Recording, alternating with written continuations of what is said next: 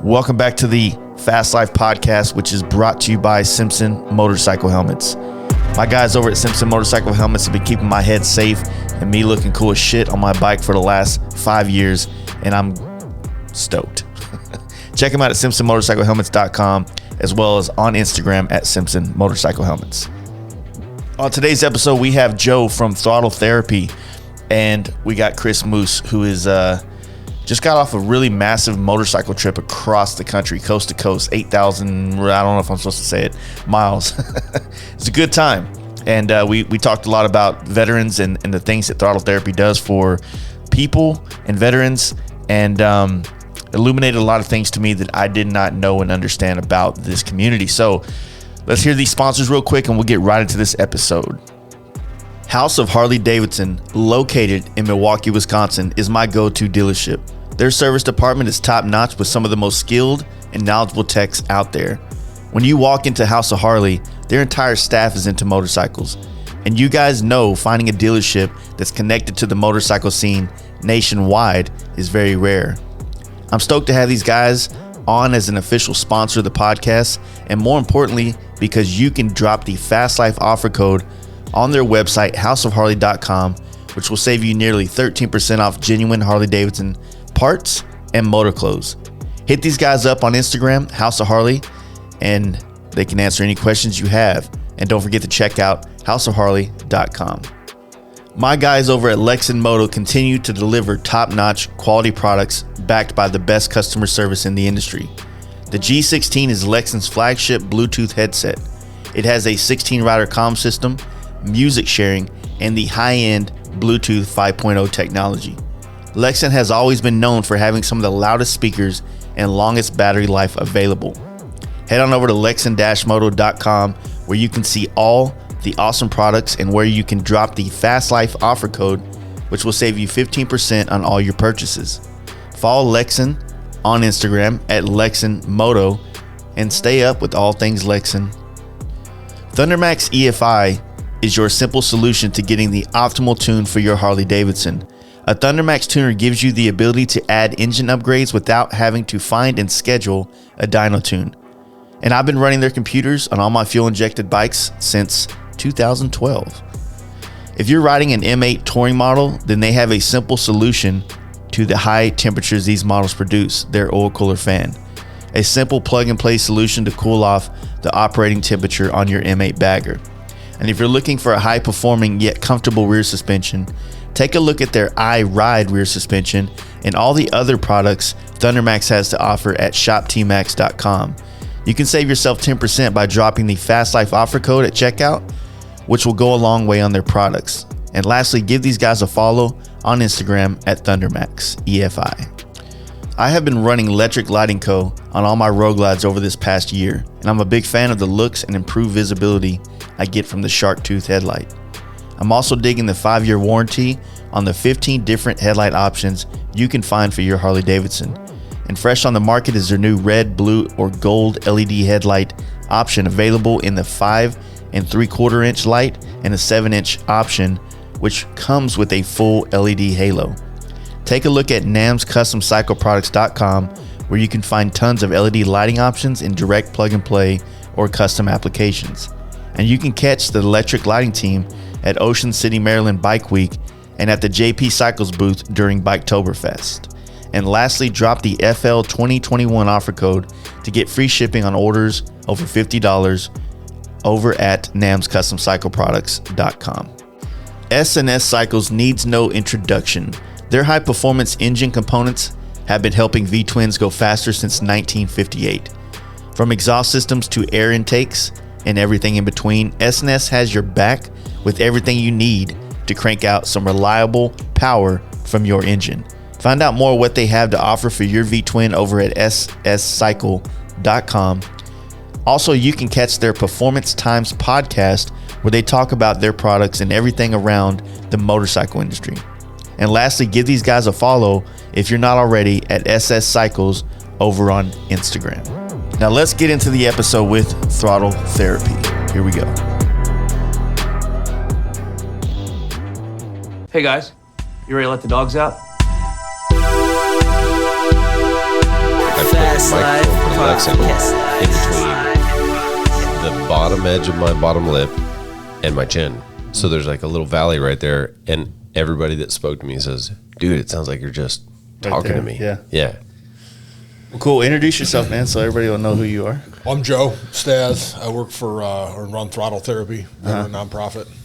And TTVets. About 12 hours ago that I was going to be up here on a podcast with you. So, yeah, we've been. I mean, you've reached out a couple times about doing it. I was hesitant, not because of we've talked about this. Right. I'm just kind of after being around this dude so long and seeing how other veteran organizations have kind of shown their true colors in a sense, manipulated my ability to create an instance to where they could create more attention for themselves, and then that's like a definitions. Yeah.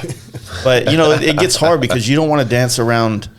I respect. You don't want to dance around. I don't want to just throw it out there and then it's just harder. It's hard. You don't understand it. I don't understand the military world, like all the things that you guys go through, what all the aspects are as to what these organizations are trying to do. And it's not that I don't want to. It's just that it's just a lot. There's so many, and it's different. And the thing is that when it comes to the nonprofit category, there are more failed 501c3s that have anything to do with the veteran community than any other 501c3 category on the face of the planet. Yeah. And it's because of misdirection, misappropriation, the fact that they have other interests other than the actual work that's being done. So Joe and I came to know each other a number of years ago. He came to me, wanted me to help him do a project. The gentleman was recipient of the Wounded Warrior. No. Tim, man. It was the Texas Wounded Vet Run. Okay, so this gentleman had his trike converted, or his bike converted to a trike, and then we were approached to do the work to convert it as a custom trike. And retrofit.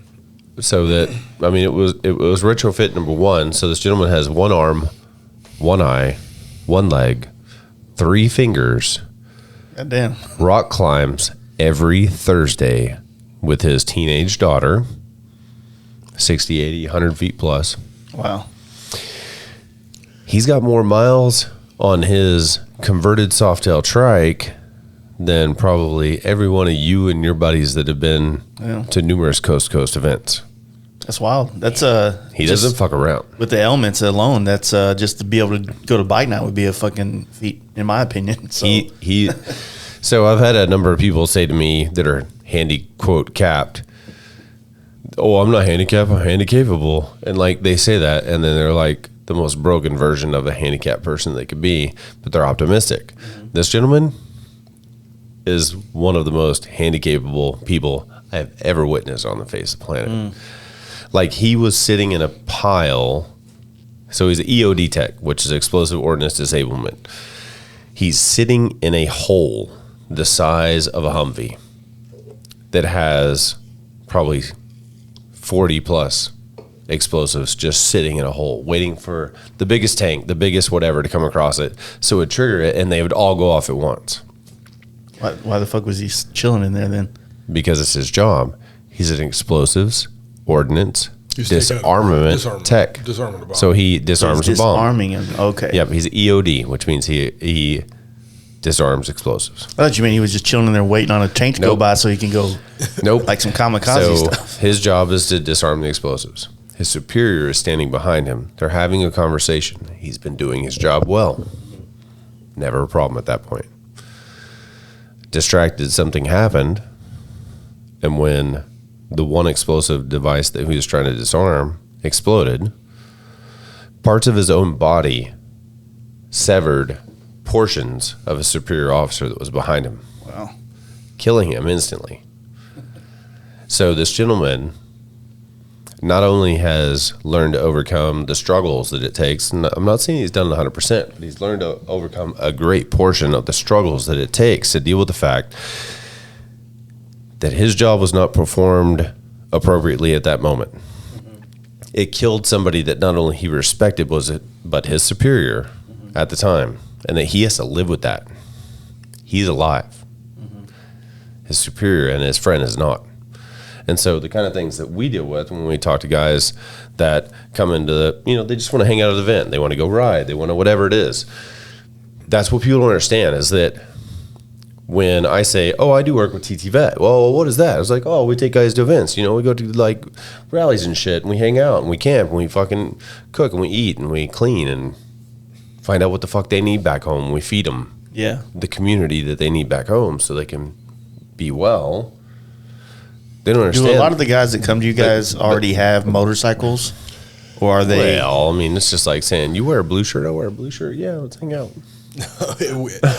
We look for guys with bikes. It's for us to take guys on the road with us the way that we do.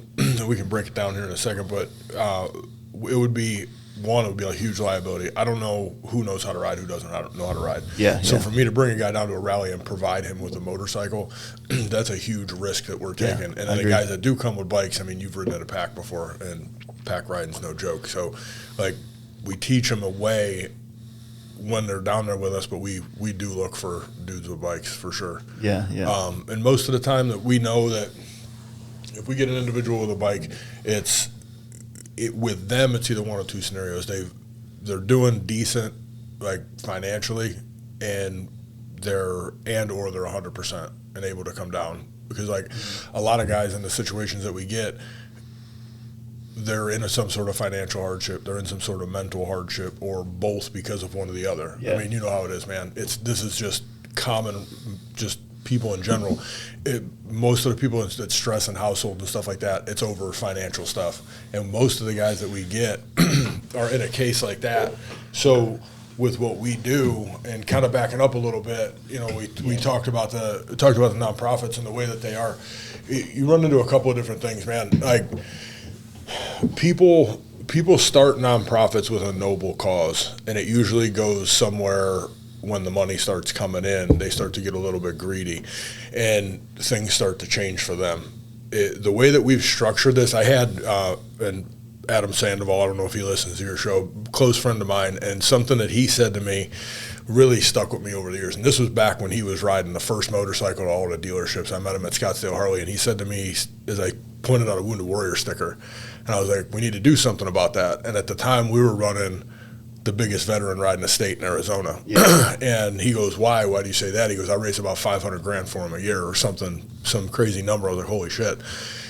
I was like, well, they tried suing us. Our logo at the time was a guy carrying a guy as a silhouette, and they tried suing the Boston group, the guy that started the whole wounded vet run between Boston, us, Colorado, and a whole bunch of different places all over the country.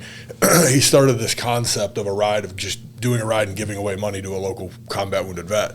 So when this all happened, and I met up with Adam, he said something that really stuck with me. He said, you have to have a CEO that can handle that kind of money and be paid to handle that kind of money. And that, like, kind of in a lot of people's heads would justify the misappropriation of funds with them and stuff like that, but not going down that road. It was just something that he said that stuck with me. And the way that we're structuring Throttle Therapy, and anybody that's listening, we can kind of go into that now. We're a veteran nonprofit that takes veterans on the road with us to motorcycle rallies all over the country. We figure out what these guys need back home, and then we facilitate the resources, whether it be financial counseling, mental health counseling, marriage counseling, personal trainer, life coach, whatever it is. Without their expense. Yeah, we'll take care of the resource and facilitate the resource for them. So, mind you, I'm going to interject. That's a nationwide development. That's not a statewide development. There's a lot of organizations that are very state centralized. And so, well, it takes a lot of manpower to do something nationwide like that, I would think. So when you empower people, that's the thing, is like what Joe's trying to do is not Joe's trying to do, Joe is doing, is that when Joe empowers people in other states, because we're going to go to events, we're going to find people in these areas that we have other friends that want to go to these events too. Mm-hmm. So when you find people in that area that need some assistance and they just want to be interjected in the events, they become somebody that we realize needs that intervention and support provided to them. When you empower people, eventually people that want to lead and support rise from all of that. And so there's this really great organic growth across the United States because of the way that you can interject that into different communities instead of it being centralized in one area. the way that we look at like the growth and stuff like that, it's interesting because I've had people come up to us from all over the country. It's like, how can we get Throttle Therapy and do what you're doing in our area? And it's not a matter of just saying, okay, let's open an office like a couple organizations have, across the country. As you're right, it's the manpower, but it's culture too. Moos is right in the fact of the community. Like, it's the whole reason. Like, when I got out of the Marine Corps, man, I didn't know which way was up, and I had no idea what to do. I went through job after job after job and tried to figure things out. And being honest, wasn't until I threw on Chucks and Dickies and just grew my hair out and was able to tattoo myself and ride on a motorcycle for however long I wanted to before it all kind of just clicked. And the community in general is where this all thrives. And it is the reason because there's a part of this community that's been lost between politics, between Hollywood and things that go on in the community, supporting other people and states, and the road that I'm going down. Mm-hmm. It's been lost to that side of it, and it's that brotherhood aspect of it. People do things in this community because they've seen it on TV and they think it's the cool thing to do. And so they think they can grow themselves from it. Being in organizations and stuff like that isn't looked at because I want to know you and I want to know your family and I want to be around you all the time. It's because it's just a cool thing to do. Mm-hmm. Where what we're doing is bringing an aspect back to this community because this is the part of the community that works for us, the brotherhood side of it, the camaraderie side of it. I want to be involved in this community because I do want to know you and I do want to know your family. Because like, I was standing on stage in Myrtle Beach, 10,000 people, the first time I've ever spoken in front of a group like that, and I looked out in front of that crowd and I was like, I looked at everybody, I said, you know what?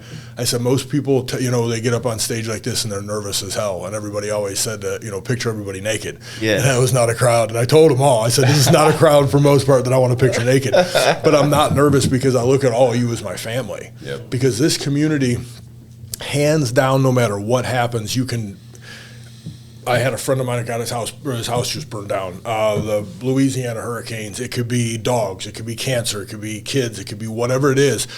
The community comes together because they believe in the people that are in the community. Mm-hmm. So if you come to me and say, let's do this ride, you believe that I'm going to believe in you enough to let's do this ride. You know what I mean? And that's why this community is such a rad thing. So, the kind of community that we've helped create across the nation with like what we do, it's a very small one, but it's a close-knit one, right? I wouldn't even call it small because just even like, I understand your direct influenced group persons, mm-hmm. They're all my friends too, but at the same time, to like know that they chill with you and they ride with you, they do all this shit with you, it's like a locked group that you guys have, and to see everybody that's attached to the outside of that fucking group. Yeah. The trip that I just fucking made, it was real last minute for a couple of reasons, but it was real last minute. Every one of those guys and the guys outside those guys and the guys outside those guys all reached out to me, DM me, messaged me my whole fucking trip because we all exist as the same fucking family. So what I was trying to kind of like dance around, and this is more of a loose idea, but not idea, but a loose like thing that I'm thinking about is I kind of understand how serious sometimes not. See, right now, choosing words that way you don't downplay it. Right. I understand how serious, like, the things that the military community goes through, right? I also know how not serious me and my friends are, right? So sometimes I feel like... I think that's why we all get along. Yeah. Well, it's just like you never know. Like, I mean, there's always that one time where, like, we're all joking around and then you say that one joke to the dude because we bag on each other. Oh, yeah. But then you say it to one dude and the dude stands up like he wants to fight. I'm like, man... I didn't come here to big dick each other, and I know you fucking did all this stuff overseas, and you know what I mean? I don't want to. I think we've all dealt with that a little bit. Here's the biggest thing, and this is one of the reasons why what we do works so well. Yeah. First thing I tell these guys when they come out is check your ego at the door. Mm-hmm. I don't care what you did. I don't care who you are. There's no such fucking thing as ego. No, if you're here, like you're here for a reason. You want to be a part of what we're doing. If you can't do these things that we're looking for you guys to do, every day, and what we do is we do breakfast and dinner together. Yeah. Half of them work the booth while the other half of them get to experience the rally, and then they switch so they can speak about what's going on right there at the booth with the guys, but it also gives them a little bit every single thing. Right. Together. Well, it gives them a little bit of social awkwardness, and when we're sitting at the camp, the biggest thing guys need to, first of all, this goes back to just normal people. Trauma's trauma, man. Yeah. Everything I've gone through, he's gone through, you've gone through is no worse than what we've gone through because it's ours. Not at all. And when people start to realize that, you'll stop hearing, yeah, man, I used to see a counselor at the VA, but it was a civilian. Because once they realize that, like, hey, man, maybe this dude went through his own shit, and he can sit here and not relate to what I'm going through, but just listen. Because I didn't see combat. I'll be the first person to say it. I never saw combat, but it was the things that I went through in the Marine Corps. Getting out and trying to be a civilian was completely foreign to me. I got back from Japan, got out of the Marine Corps and moved to Arizona all in the same month. And I had no idea which end was up. So when we get these guys at camp, and this is one of the really cool parts of what we do, they get a chance to meet each other from all over the country. And they get the chance to just chill with each other and bond. You listen to the stories of back in the day where guys used to just go out in the middle of nowhere and party for a week and trip acid. Yeah. You know what I mean? Like, we're getting these guys into a group setting to where we camped together weekly. We lived in a group we took out 2 years ago or a year ago. We lived in a tent together, big ass GP tent. We cooked breakfast together, cooked dinner together, and we ate. Those were the only two things I asked: be there for breakfast, be there for dinner, and work when you need to. And half of them got to experience the rally one day, half of them worked the booth, so on, so on. We had a guy smoke his clutch. People were sitting at the camp fixing his clutch the next day he never met before in his life up until that trip. One dude, Doc, one guy who travels with us a lot, his bike caught on fire. Like, you were fixing that. Like, you know what I mean? Guys that you had no idea who they were, never met before. Now, what happens here is those walls come down, you start talking to each other at camp, and by day 3, the skeptical guys are sitting there, they're pitching the program through their eyes, surrounded by thousands of people at a rally where they wouldn't even go to the mall with their wife and kids. All because they trust the dude or they standing wouldn't go next to fucking grocery shopping because they're worried about whether or not wife just said we need organic broccoli versus broccoli, and they were like, but isn't broccoli grown in the dirt? What the fuck? Like, they're doing all this because they trust the guy standing next to them now. Yeah. You know what I mean? And then what that does, that carries back home. And it's a big deal. I see the same thing happen when we invite people to our camp out or into our like Sturgis little camp that we do. The same guys that are very reserved. They don't quite have that outgoing personality. We have guys in our group that are better at not by design. It just works out better that guys like Jaden, Dragon. Yep. He's much more of a. He sees you kind of on the outskirts. He comes out to you and introduces himself. You know what I mean? He'll pick you up and bring you in. Yeah, and then when they do come in, that's Jimmy. and I've always told people that, like, there's a couple dudes hanging around the campfire at my last camp out that they were looking sad as fuck. I'm like, this is the wrong place to look sad. And I walked up to one of the dudes and said, hey man, what's up, man? What's going on? He goes, oh man, good to meet you. Like, he was kind of like his face lit up when I walked in. I'm not trying to brag or anything, but I mean, like, you're sexy and you got like no hair almost. Exactly. And like the belly is like super. Yeah, I hit him with the belly first. Just bump him in the face and be like, I'm gonna put that in you later. So I hit him up and I'm like, hey man, have you gone and talked to him? He said, I haven't had a chance, man. I've just been enjoying this fire. I was like, look, I hate to assume here, but if you're nervous because there's a lot of clicks going on right now, I was like, did you ride here? And he goes, yeah. I was like, then you're in. Yeah. All these people around here are gonna. As soon as you say you ride here, they go, hey, man, where'd you ride in from? Oh, I came from Houston. Like, how was the ride? Yeah. And those 3 or 4 questions will break that ice. And then common courtesy, if you know how to have a conversation, ask them a question. Yep. Give them a chance to talk. And go back and forth. Next thing you know, you're chugging beers. Hopefully just normally, not out of someone's ass crack or something. I mean, that happens every year. It does happen. It does happen. I see that happen quite a bit where people get brought out of a shell because now they're in a community where the cost of entry is just a little bit of effort in a motorcycle. You know what I mean, honestly, it's like genuine interaction and conversation with somebody you think has similar interest. It's super fucking simple. We all have this great common bond. So whether it's your campsite, Adam's campsite, your camp out, whether it's Daytona, Myrtle Beach, Sturgis, which actually is the ultimate for the program that we're talking about for what Joe does. But I mean, it's like Myrtle Beach, Arizona Bike Week, all these other events. So you do like 4 or 5 events a year. Mm-hmm. Somebody in the community or somebody attached outside of the community says, man, I just be really cool next time you guys do something. Like, I'd just like to come hang out and ride. Yeah, come on out. We're doing this thing this weekend. We're doing whatever it is, and it becomes like local community based that turns into we're doing this national thing. Yeah. And we like, you've shown interest and commitment to be a part of the community. We'd love you to come out and be a part of this because we realize you're broken. Yeah. But not because we're trying to fix you, but because we're trying to give you a open door policy on where you can dump into us and the say, main difference, we want to provide to you what you need. The main difference between rallies and, say, bike nights, right? Bike nights across America, like we were just in Tampa Bay, right? And we were talking to this guy that was hanging out. He's like, hey, man, you got a bike night here? And they got the Quaker Steak and Lube. You remember we used to have those here? Well, like fucking 10 years ago. They'll have like 100, 200 people come to those bike nights, but people will not – they don't have the opportunity to really interact with each other because there's already cliques there.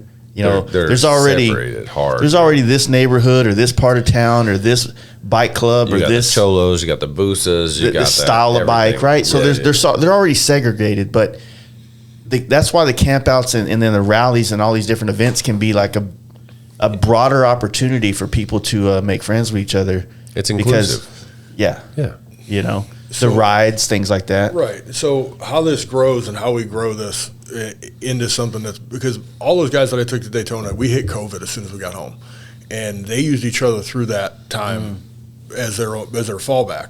Super busting spreaders, I balls get and it. stuff like that on the you know, through text message or whatever it was. Well, like So glad they I still could hit me up. contribute. It was going off today, want to know what was going on. Guys just, you know, going back and forth and stuff. So they're still talking to each other. Almost this Daytona will be 2 years later. You know, and what we're going to do is our stipulation of the whole program is they have to follow through with the Euro resources before they can, if they want to come back as a mentor. So we're hoping that the majority of the people that we put through this program, it's a good success rate. It is now at this point. Yeah. But they come back the following year. So group one gets to meet group two. And then as we grow through that, these guys, it's like, hey man, where'd you say you live? And, you know, it's this place, wherever it is in It's Wyoming or something. organic branch You know what I mean? management. So it grows and grows every year. And then the popularity, the bigger and that was what I was kind of going into earlier when we were talking about the nonprofit stuff. But the way we're structuring this, our goal is to not take a salary out of this whatsoever. Our goal is to grow a foundation and a nonprofit with a brand that's behind it so big that the money comes into it. We stay in between 90 to 95%. So one of the things I want to interject there too is the fact that everybody that I know that's involved with the nonprofit, and one of the reasons why I support it so fucking wholeheartedly. I mean, everybody knows that I've got just a super passion for freaking veterans and first responders. They've seen me do it for years, even before any of my previous relationships. Regardless, go check my social media, go fuck yourself, whatever. The thing is that everybody involved with what Joe's doing, we've all got our own businesses. We don't need a fucking thing from the nonprofit. We benefit from the work that we do emotionally, mentally, all that kind of shit. Our businesses exist as an external piece of anything that has to do with this nonprofit. And so we're able to support ourselves, our livelihood, all those kind of things. We do this work because we believe in the people that support, defend, and give their lives for the freedoms and liberties that we have every fucking day, not only in our nation, but across the globe. And so I support this motherfucker 100% for everything he does because he's the most straight up motherfucker I know when it comes to this shit. Yeah. So when it comes to like, is the goal like to teach the guys how to fish rather than just give them fish? You know what I mean? Like with the programs. Of course. Yeah, that's a really good way to put it. That's because part of it. So you got the guy, just like you said, at the camp out that's kind of off. You know what I mean? The lone wolf, no club guy, right? That's way out there and doesn't associate with anybody. We're bringing him in. That's exactly how Call Me Dragon got his name. A guy, sorry to interrupt, but it's perfect segue. Dude walks in and goes, I'm Lone Wolf, and Jane goes, call me Dragon. So yeah, I forgot that. That's right. Yeah. There's a lot of lone wolves out there. Well, there is 100%, and that's the whole thing is we're letting these people know because like. So you're saying he's asexual, he can't reproduce? Because I have a friend that I call Dragon because brothers stepbrothers. Oh, yeah, And the fact that, a dragon can't reproduce because it's asexual. Anyway, continue. There are, just like this, like we're talking about, there's so many different facets in the motorcycle community. There are so many resources out there for guys that they don't know about. Yeah. And that's the type of stuff, exactly, man. Teach them how to fish and get them involved with all of it. But taking them out and letting them experience something that they would never normally experience, like a rally. Because our goal for next year, or this upcoming year, is to do 6 in Daytona and take those 6 to Sturgis with us, because we'll get a good read on the whole entire program throughout that year. Another thing too is that understanding this, like Joe isn't just somebody that just said, "Oh, I like motorcycles. I'm going to enter motorcycles." So Joe's really good friends with Ryan Cruzy. Yeah. So Joe is an Arizona originator when it comes to a lot of the motorcycle stuff in modern history, I'll say. I was around it. As far as friends and stuff, like he didn't just show up; he was already been around. But the thing is that Joe's not trying to put somebody on the lame side of the industry to fucking experience an event. It's like, hey, we want to take these guys and we want to put them in this environment. What that environment does is break down barriers. Those barriers are broke down. They speak to us more about what they need. We're able to address what they need, take that back home, provide them the resources, etc. Yeah. That happens because people like yourself, myself, and Joe, because he actually is engaged in a great portion of the industry, especially with the assistance with Jeff recently over the last year. Jeff just plugged him into everything he did. Mm-hmm. Allows us to provide extra experiential instances with people that are coming to us with these events. It's not just like the layman that walks in the door and like, oh, cool, I get to see the Hell Yeah Brother shit. Mm-hmm. This is like Hell Yeah Brother +2. So yeah, I mean, there's stages to it. Yes, but they get. I started at Hell Yeah Brother stage 4, and I worked my way down to negative. That's what happens when you end up on Discovery Channel, and then you like suck dick for coke. But you understand. Yeah. It's like providing somebody with an extra experiential instance where they get to walk into an industry where they're not a layman, and they get to experience these things, makes them feel incredibly appreciated. Yeah. And it's very easy for them to look at this elevation of emotion and say, man, you just provided me this amazing value that I know I could never get on my own. Yeah. That's a fact. So, like, when we were in Daytona 2 years ago, and this is one of the things that sticks out in my mind, and I tell a lot of people about it, these guys that we brought with us, we had a couple, that were on the outskirts and didn't really know how to take everything until about day 2 or 3. And exactly what I said with them being at the booth and stuff like that, that started to happen. Jack Shit from Arizona, really, really good friend of mine, and he sits on our board. And he was emceeing one of the bars down there in Daytona. And he's like, come up, man, be here at this time right before Jasmine Kane goes on, and we'll get you guys all on stage. Yeah. Now, this is something that, like, I've done it a bunch of times, but these guys would have never been able to do, normally just roll into a rally and be on stage. So we get up there and we get to chance to talk about, what we were doing there and everything like that. And I introduced everybody, and everybody's going crazy in the crowd, and we tossed some shirts out there. As we walk down the steps and I turn the corner, everybody's behind me. This girl about neck height to me stops me, and she's got a beer in one hand and our shirt in the other hand. And she looked at me and she goes, my fiance was a Marine. He killed himself 6 months ago. Damn. And they're all behind me, and they see this, and they all just stopped. And we all just stopped, and we took her outside and we talked to her for like 30 minutes, and then we all went back inside and continued on. But when you have those experiences that these guys will never, like, they just came from that, and they met somebody that we just directly impacted. We had a chance to talk to this girl for a few minutes, and it probably changed the whole dynamic of her trip. Her entire life. To have people to be able to see that and like see how we affect people when we're out in the community, and have the people that we're with, the people that come with us to these rallies, the guys that come with us to these rallies, see how the community feedbacks to us. Yeah. That lets them know that anything's open to them. They can roll into anywhere on a motorcycle and they'll be accepted, because that's just how this community is, man. Well, so another thing to interject upon what he's speaking about is this isn't about work. This isn't about, hey, you like motorcycles? That's really cool. Can you come do this thing for me so that we could like be popular together and we could be friends? This is about respect to the common man that has served his community, served his country, and that we're trying to find an opportunity to make their lives better each fucking day. It's not about the use of that person and what we do with that person in order to create experience for other people or themselves.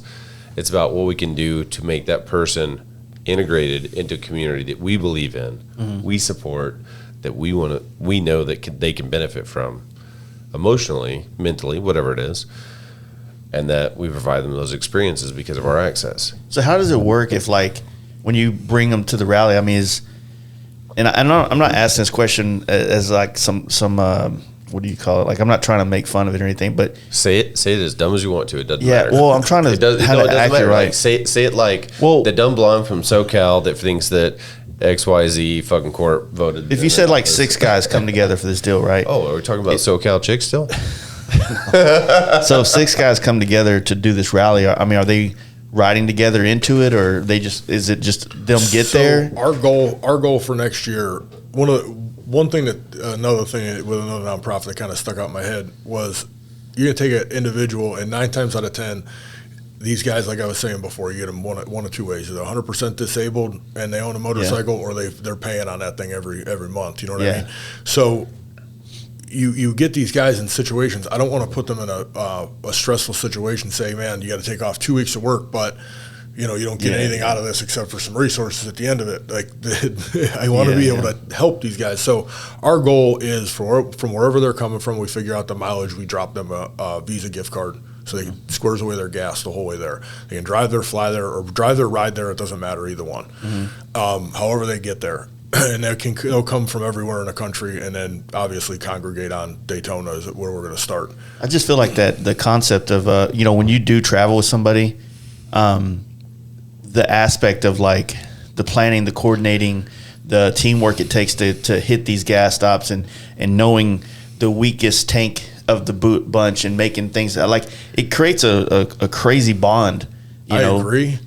I agree with that 110%. And if it was feasible, because I get it's not feasible because of being too spread out. You know what I mean? Right. Oh, but I mean that's that great communication which creates that bond, though. And that's the thing, is like, hey, you guys are here, we're there, we're all going to converge at this point.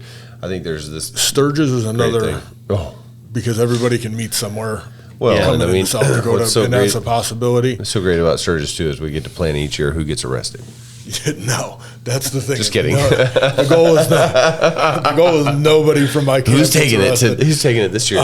Just kidding. That's external shit.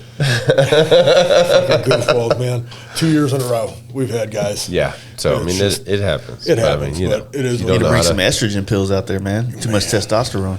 I don't even know. I think it has more to do with like not riding with any clears on, no helmet, it was all speeding, doing all the dumb shit after fucking bars closed. There's like an understanding of how, there's a certain you guys time of were the staying day. at Glencoe, or where were y'all staying? No, we were at Lamphere, which is across from Glencoe. That was like 2 years ago. This year 2 years ago. We met up with them. You guys were at Full Throttle this year. Yeah. But Lamphere is, like, honestly, after being there, is probably the most chill ass fucking campground there is. It's quiet as fuck. They got a giant fucking store. It's all grass. They got a huge fucking shower. Dude, it's quiet as fuck. Like, if you want a 12-pack, you want a case, you want a bag of ice, you want fucking a sandwich. Yeah. The only thing I don't like about Sturgis camping is no fires everywhere. Yeah, no, I'm with you, because that sucks. I've been on the road for the fire at the campsite is what makes it 18 days now. Yeah. Fucking 19 days.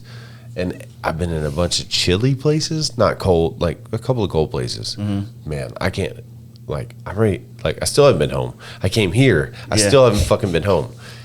I'm ready to go home, and tomorrow I'm going to buy a cord of fucking wood and put it in my backyard, because I got a giant fucking fire pit, and I can't wait to sit in my backyard, smoke a fucking joint, and fucking light a fire.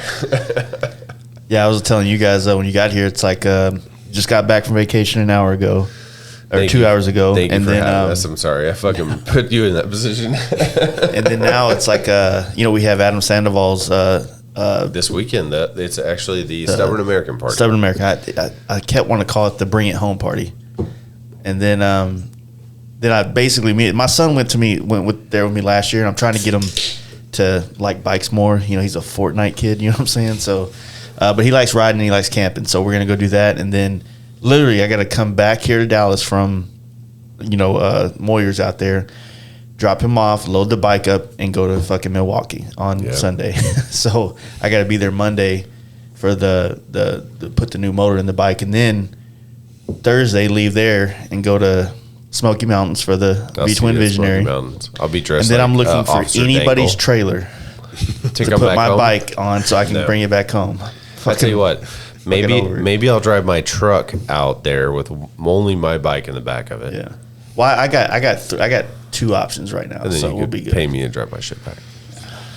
You could pay me to drive my. You could pay me for you to drive my shit back while I ride back. We were supposed to do Smoky Mountain, but unfortunately we've been missing that one. I got another engagement with my board. I've got I got short shorts, white boots, cop fucking helmet.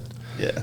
I'm shaving the beard, and I'm gonna go ahead and do the fucking aviators and everything with like full nut huggers, just so I can give away all these fucking products. I hope they got the cameras out. Playing on it. I'm gonna IG live that shit. No, it's well with all the things that took place last year, it really crammed in a lot of events to the later part of the year this year. Yeah. But I think that most of them are going to land back where they were in 19 next year. Hopefully. The Born Free will go back to June. God, I wish. It'll help because like Sturgis, Born Free, and then fucking like it just every weekend it's something going on, and you want to support all these things, and it just gets tough, man, because there's hard, little man. events that kept going through COVID, and the big events didn't. Yeah. So now the little events kind of have a little bit more. You want to support the little events because they didn't give a shit. They were like, "Fuck it, we're doing this because we love you, motherfuckers." But we were invited again to Vend right outside of Suckbang Blow in Myrtle Beach, and I had to turn that down because we ran out of merch in Sturgis. Yeah. And I didn't have time to re-up with everything else that I had going on. Yep. We're moving into a shop. We're Fucking still going to 10,000 Myrtle this square foot weekend. We're heading to Myrtle on Thursday. Be back on Monday. Work down at the shop through the week. I think I got that thing with my board next week, and then it's Phoenix. 2 weeks off and then Lone Star. What's Phoenix is they moved their bike week to. They're doing another Jeff show. Oh Out yeah. And I'm struggling with whether or not I even need to make it out for that. So, well, being from Phoenix, I try to get back there as much as I possible, can. yeah. Especially for and I stuff know like they're this. going to go out. So if they blast out, I'll fucking run out with them. If they can come right back, other than that, I'm fucking staying home. Yeah, I got a couple events for the year, and then I'm done. I got to get to work. I've got Oh my God, man. I've got 3 fucking bikes to build before Daytona. Next year. Yeah. Yeah. Spring.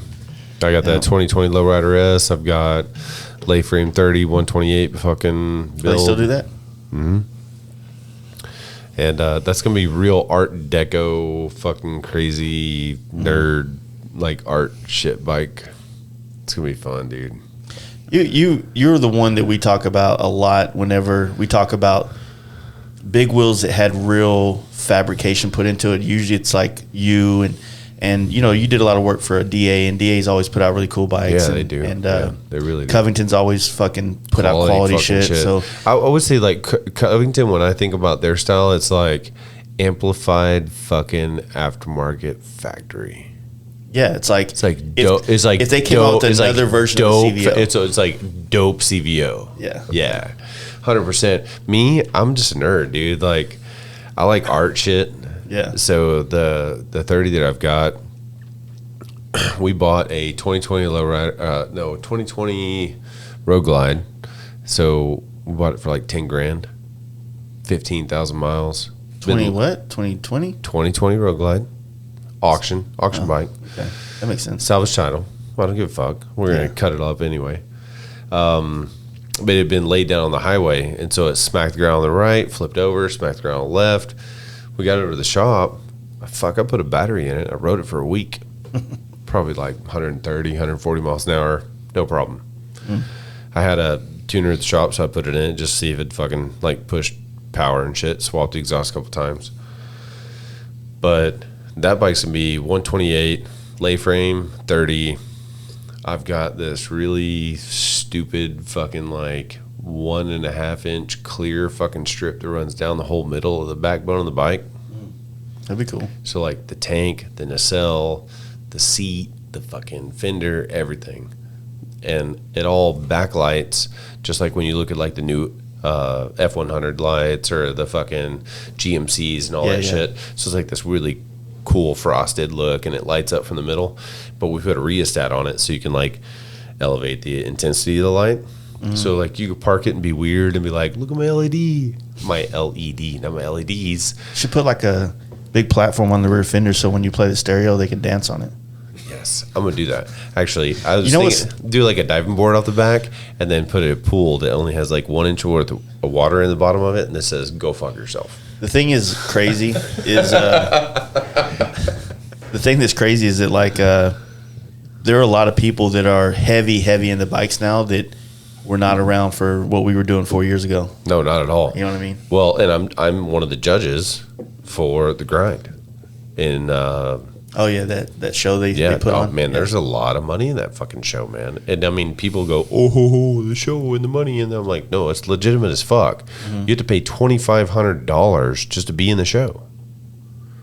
Like, you have to want to do it bad enough to spend another $2,500 just to say, I'm playing. I think the bagger side is like $30,000-$40,000 fucking payout, and the chopper softail, whatever you want to call it. So modern day softail, bagger, it's the same bike, dude. Yeah. Engine, suspension, fucking whatever you want. Monoshock versus the swing or whatever the fuck. You can put bags on it, you can do all that shit. It's the same fucking bike. So there is chopper and bagger class. Well, the chopper includes any, if you think that your softail is a chopper, put it in there. And there's only like $12,000 or $15,000 for you to win. Yeah. But if you want to be in the bagger class, which is any modern softail and bagger, there's like $40,000 to fucking grab. Yeah, but you know, like you can have a dialed ass softail, even if it's bagged or not. It's never going to compete with something like a bagger or something like that in the long run. So. Not at all. So you put it in the chopper class because that's where it belongs. But if somebody builds a really crazy all hand built sheet metal chopper and you just put your softail in the fucking class, is your gas tank custom made? Nope. Well, guess what? You just deducted points. We have a scale. Like, it's a legitimate scale. So, like, when this was presented, it wasn't this mystery shit where we said, before you give us your money, we're not going to commit to you to tell you the guidelines. We literally said, here's the fucking guidelines. So, we're expecting, if a gas tank is to be modified, these are the categories in which we'll evaluate the modifications on the gas tank. If paint is associated, this is how we'll associate paint. If chassis, if electrical, if lighting, if engineering, all these things. We gave every single fucking person the guidelines of this show. So they knew where to enter. No bullshit aside. The thing that and I don't mean to say it in like talking shit, but the thing I probably cared the least about in Sturgis was the shows. What I did enjoy was at the shows, I got to hang out with people. That's it. And see a couple bikes I've been wanting to see in person. That's it, dude. But the competitive nature of the show has lost itself a lot. Yeah, because there's not a true show. I mean, maybe this is the grind or whatever, but there's no true show that really is judged by there's no Riddler for the motorcycles, nope, right? There is not. And then there's no way. There's too many styles to put them in one place, like performance bagger bikes, which, you know, they're not, performance baggers are not built bikes the same way that big wheel baggers were, and even choppers were, and things like that. Some of the most incredible choppers that were out there. But the argument that I would probably counter with is it's what's popular. Yep. You know what I mean? 100%. And so it's what's popular, and it's what's people every year since 2017. I've been going to Sturgis. I have seen more and more and more people riding T-bars and doing this style on their bike. It's only going to get bigger, but how it grows, how it evolves, I don't know. The problem is that, you know, it's going through its infancy phase where it's all carbon fiber, then it's all this and it's all that, and then you get more brands involved that start making more custom things. People start looking at it with custom eyes and start finding ways to turn these things into something more built, not bought. You know what I'm saying? But right now it's still infancy. You know what I mean? Well, and you know, I don't like to fucking leave anything alone. Yeah, for sure. So this bike is 2002 Police Road King And it was like, man, you built such a custom bike. I was like, I put some parts on a bike and I fucking rode a bunch of miles. Yeah. That's it. Now, what that bike ends up is night and fucking day. But I'll tell you this much. I know that I'd rather, for handling purposes and just like hands down, I'd rather build an 08 down fucking bagger frame than an 09 up bagger frame. And I used to be the other way around. I used to say, man, I'm 09 up all fucking day. The swing arm's stronger, the frame's stronger, all this shit. Yeah, but you know what? The 08 down frame weighs like 60% of what the fucking 09 up frame does. And it has the same agility, the same pickup points. The only difference is the front motor mount. So I'm going to build this bike with 09 up fucking front frame mounts for the fucking engine and shit, mid controls, all this other shit, to where it's exactly what the fuck I want with the frame that weighs like fucking 40% less. And there's less flex. Yeah, I mean, there's some things that people could do. Like I could write down probably 10 things that if somebody wanted to get into the custom market to where they can make those bikes a little more reliable for the performance bike thing, that are simple, like just new redesigned parts. You know what I'm saying? It's just about the thing with the old bikes is that you have to really pay attention to the alignment of the drivetrain. So if you can dial in the drivetrain, you're fucking solid as fuck, man. And there's easy ways to turn that drivetrain and to get a wider swing arm in there and the wider wheel. Okay, so like my bike, it was like, oh my God, you're going to put that fucking tire in there? I was like, what do you mean? Oh, we're going to have to do this and this and this and all this shit. And I was like, okay. Yeah. So I put a 155 in the back of that fucking bike? I think it's 185 is 09 up. It's 165 actually, but you could put a 185 in there. You could squeeze a 200, but on this bike I got a 155 fucking rear. I didn't do any modifications other than the fact that I put a 1.125 pulley in it instead of a 1.5 pulley. Yeah, and then I machined the backside of the pulley so it would accept the fucking hub of the fucking wheel. After it was chrome, unfortunately, but you wouldn't see it. And then, like, all that alignment was great. But at the same time, looking at it, I mean, I could still put a 165 in the back of that fucking bike. Yeah. And if I were to change the way that the bag's mounted in the rear on that bike. That's the main thing, if you can fix that issue. Oh, man, it's easy. Yeah. No, for me, it's easy, I should say. But, like, I plan on taking that exact same frame and putting the 14 up bags on it. Yeah. And changing all that shit and putting a 185 fucking rear on it. And then doing the 14 up fucking bags, 111, 6-speed, just a handful of shit on that bike so that it's just a built bike, not just I put this bike together to tour, but I'm going to continue to tour it like next year. Joe and Tommy and I had connected. And so House of Harley Tommy, right? Yeah. So Tommy at House Harley Davidson, his y'all two have a lot of the same demeanor, you know that, right? Me and Tommy. Oh yeah, they're almost the same. You're like the same dudes. They're very the He's same. such a you talk the same way, and you kind of have a similar look. They're He's such a solid dude. He is. So Tommy's stepfather, if I could butcher his name, I think it was Charles Elgin. I can't remember. So his stepfather, I could be very wrong with that name, was stationed at this firehouse that I was privileged to have access to on 912. So I finished the bike that I have. 20-year-old Police Road King was built in September of 2001 by Harley Davidson, according to the VIN. And I rode it to the 9/11 Memorial. I was there with 1 hour to spare before they shut it down that night. On the 12th, I was given access to the firehouse that his stepfather was stationed at. And then met a handful of people that knew him from the firehouse. His locker with all of his personal belongings are in the basement. Super emotional instance to see Tommy see that for the first time. And then to know that his workbench and his picture and all this shit is in the front center of the firehouse. Like how important he is, because this is the only firehouse in New York Fire Department that has 2 fire engines and 1 fire truck. It's also built in 1908 or 1913, which is the same year as John Lefever's house that I stayed in. That's 1908 or 1913. Yeah. When I came through town. But the people in that firehouse, man, love and support the community and the firehouse and all that shit. Yeah, so y'all had like dinner and shit together. Everybody cooked or something like that. The most amazing experience of my life. Like, I've done some really incredible shit. I've been able to like experience some stuff with people, but to have these guys sit there and cook dinner, and I'd just eaten like 3 hours before. Yeah. They're like, "You're eating with us, right?" And I was like, yeah, I mean, I just ate." And he said, "You're eating with us?" And I said, "Yep."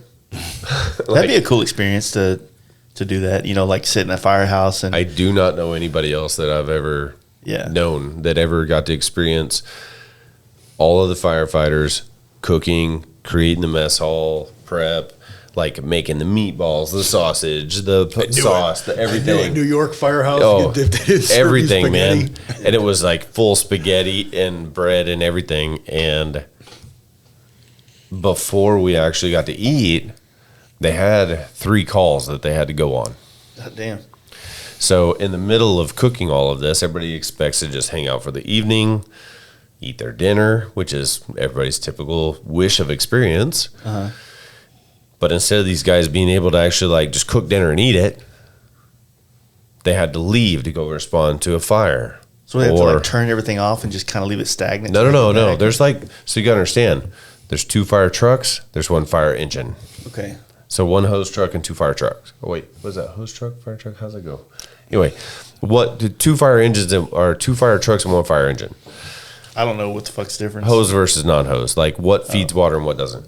So one's more for help and the other one's more for putting out fires? Yes. Okay. And it's the only firehouse in the fire department in the entire of New York that has this. So when they get a call, it's for, I need to put out a fire, I need medical assistance. Yeah. And so vice versa, you got 1 or 2 that go out, 1 goes out, 2 go out. Either way, it took hours for us to finally go, it's time to eat. Yeah. But when we did get to eat, it was pretty awesome because nobody got called out, even though there was 1 guy stationed in the front to make sure the radio was responding. Every single other dude in that firehouse, I get to sit there and eat with, we talked with. Everybody's watching the ball games. They're freaking doing all their shit. Yeah. All together. Like, pretty special. I wonder how many experience. times they get fucking annoyed with each other, though. A lot. No, and I experienced that too. I saw the clicks real quick. Yeah. But I mean, after we were done, it's like guys would go over here and they would go to their room and they'd fucking read, or these guys would go over here and they do their thing, or these guys would go outside and watch a sports game, and these guys go outside and smoke. And that's cool. I did a lot of video interviews and audio interviews with a lot of those guys. So it was just a real blessed experience, man, because like you don't get the experience to just like peek into their space. And I went into each one of their bunkhouses, their locker rooms. I don't know, man. You ever seen Backdraft? Yeah. Yeah. That's a good thing. It was neat. Yeah, that'd be a cool experience, man. You know, when I was a kid, there was a basketball goal right down so my house was like a block over from this firehouse, and they had like the perfect basketball goal. And I played there every day, and they kind of like knew that I always played there all the time, so sometimes they'd come out and play with me. I was like fucking 6th grade, shit like that, you know what I mean? So and I used to get to go in and hang out with them sometimes in there, but like during the day, you know what I mean? Not like hang out at night, you know, shit like that. But it's cool. You know, it's cool. And the thing is, the guys love the community they support. And like a lot of the guys don't even live in the communities that they support. And everybody's like, oh, well, I mean, people should live in the communities they support. Well, no, like there's not enough bodies. Yeah. People have to come from outside. So when we were there, if they don't live on the island in the city, then you know that's a very, very expensive place to be. And the thing is, like, I was in Far Rockaway, Queens. Okay, so you were on the other side. Yeah, but these guys are 15, 25, 30 minutes away from where they're stationed. And the thing is like they, like on the 11th, there was a top of a building that caught on fire, And it was the roof that caught on fire. Oh, shit. Of an 11-story building in the middle of a major metropolitan area on the 11th. Those people freaking out. There were a lot of people freaking out. Yeah. And these guys, it looked, when you looked at it, because the backdraft on the top 3 floors, it looked like the top 3 floors were on fire. It was like 9/11 all over again to the people that were in the neighborhood that had never actually physically seen a bunch of them, what happened in Manhattan. Yeah, yeah. And so it was a really scary thing for a lot of those people. But to listen to the story of the individuals that responded to that call and how the community was dealt with and all that stuff, man, that's heavy. Yeah. That's super heavy. Yeah, I mean, this is a heavy year. I mean, this is 20 years. You know what I mean?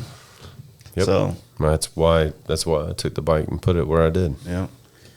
But yeah, it's that was cool that you did that, man. That's a crazy trip. 8,000 miles. Ish. But I mean, that's my total trip now without actually calculating. So anybody that's trying to guess my total mileage and Jace just fucked it up, that's okay. I didn't know that you were playing games. No, and that's it. So I mean, that's part of the giveaway thing, is man. Yeah. So let's speak to that a little bit, because I mean that is part of the purpose why I'd like to be here, is the fact that I have amazing sponsors that have given us a ton of stuff to give away, and part of it is that you have to get on the TTVet website, which is not only on the TTVets Instagram page, but my moos.craft, that's moos.craft page. When this is aired, you'll notice that the only link in either one of our bios will be the direct link to go to purchase a Moosecraft combo. So for $55-ish, I don't know what the actual total is, but I mean 50-something bucks, you have an opportunity to win a ton of shit. And it's because I have a relationship with a lot of these brands. I reached out to them. They believe in me. They believe in the community. They believe in all you guys. And they wanted to find a way to give back. And so I said, hey, I would love it if we could do a couple of giveaways associated with what I'm doing. So to begin, we're going to go down to the origin point of the Jace has a podcast bullshit. Danger Dan is giving away a 12-month MC Shop Tees subscription. So you can break that up into 2 6-month, 4 3 months, whatever the fuck you want to do. Girls, kids, fucking wife, whatever. Doesn't matter. John Jessup's giving away a $250 gift card to Dreamwise Tennessee. Nick at Forever Tools Maine is giving away a bulk swag pack. So like shirts, sweaters, whatever the fuck he's got. USA Parts Co.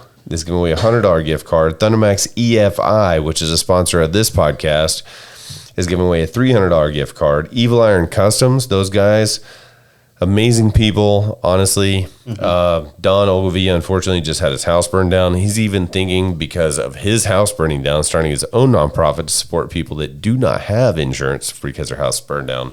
Anyway, those guys are giving away full swag grab bag to whoever wins their entitlement. They will find out what they wear, what they got. They'll give them everything they fucking own. Horsepower Inc. This is a big one, guys. It is a throttle body air cleaner combo for whatever bike you have. That is a pretty big package. Yeah. You're talking like $1,600, $1,800 worth of package. Man, you couldn't beg that. Like, you got to have a sponsorship and you got to be somebody. But I mean, we're not C-Bar, C-Bear, and all those motherfuckers. Like, we ain't blowing up motors every fucking week, so we don't need that shit for free. Anyway, so Moto Megadeth. She put together a knife and a sheath. It's got a badass USA inscribed insignia on the side of it. It's a really nice fucking sharp. We also have Bare Knuckle Paul. He has a new modular set of foot pegs that you can like color coordinate your fucking bike, polish, whatever it is. He's contributing a set of those.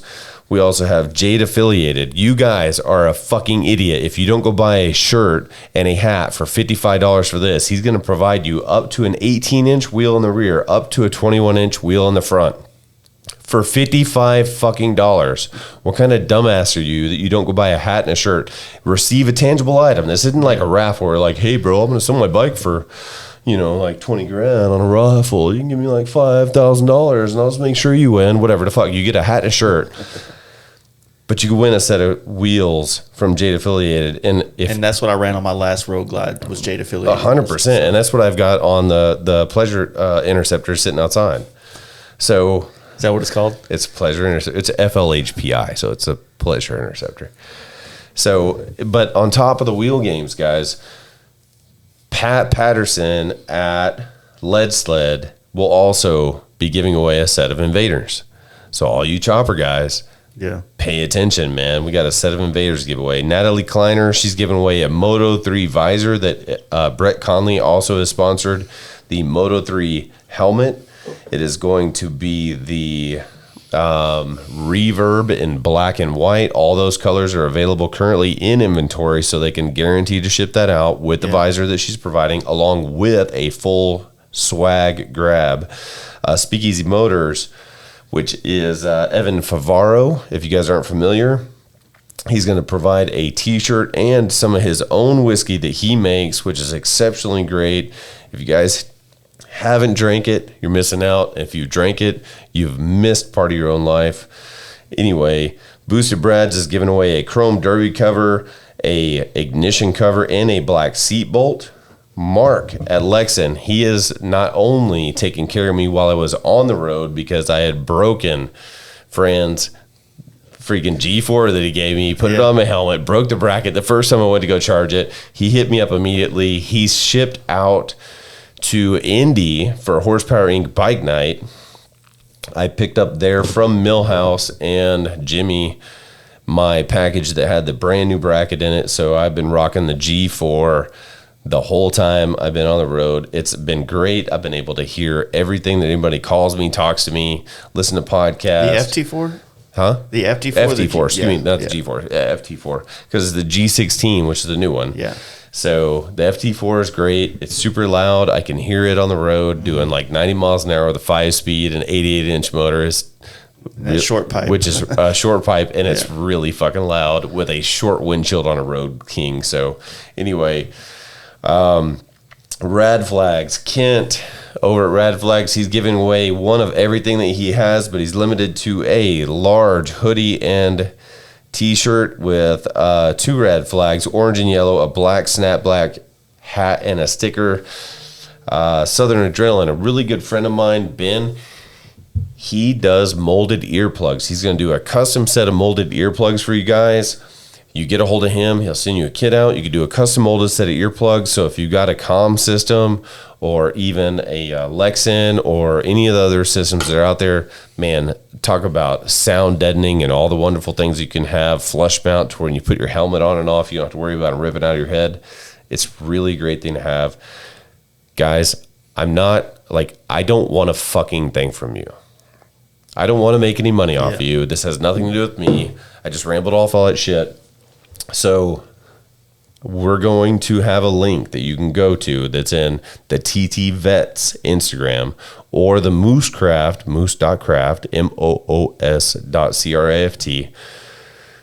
Instagram. You go into the bio, you click on that link, and you will be able to go direct to their site, buy a Mooscraft combo, a shirt and a hat. You guess my mileage. We are actually going to publish on that page now because people are just deficient as fuck. The to and from locations from every point of origin, which is from Maine to California back to Dallas. The total mileage. You estimate my squirrel brain and how many miles I've done, and you put that in the comment section. You buy a shirt and a hat, and you could win any of these prizes.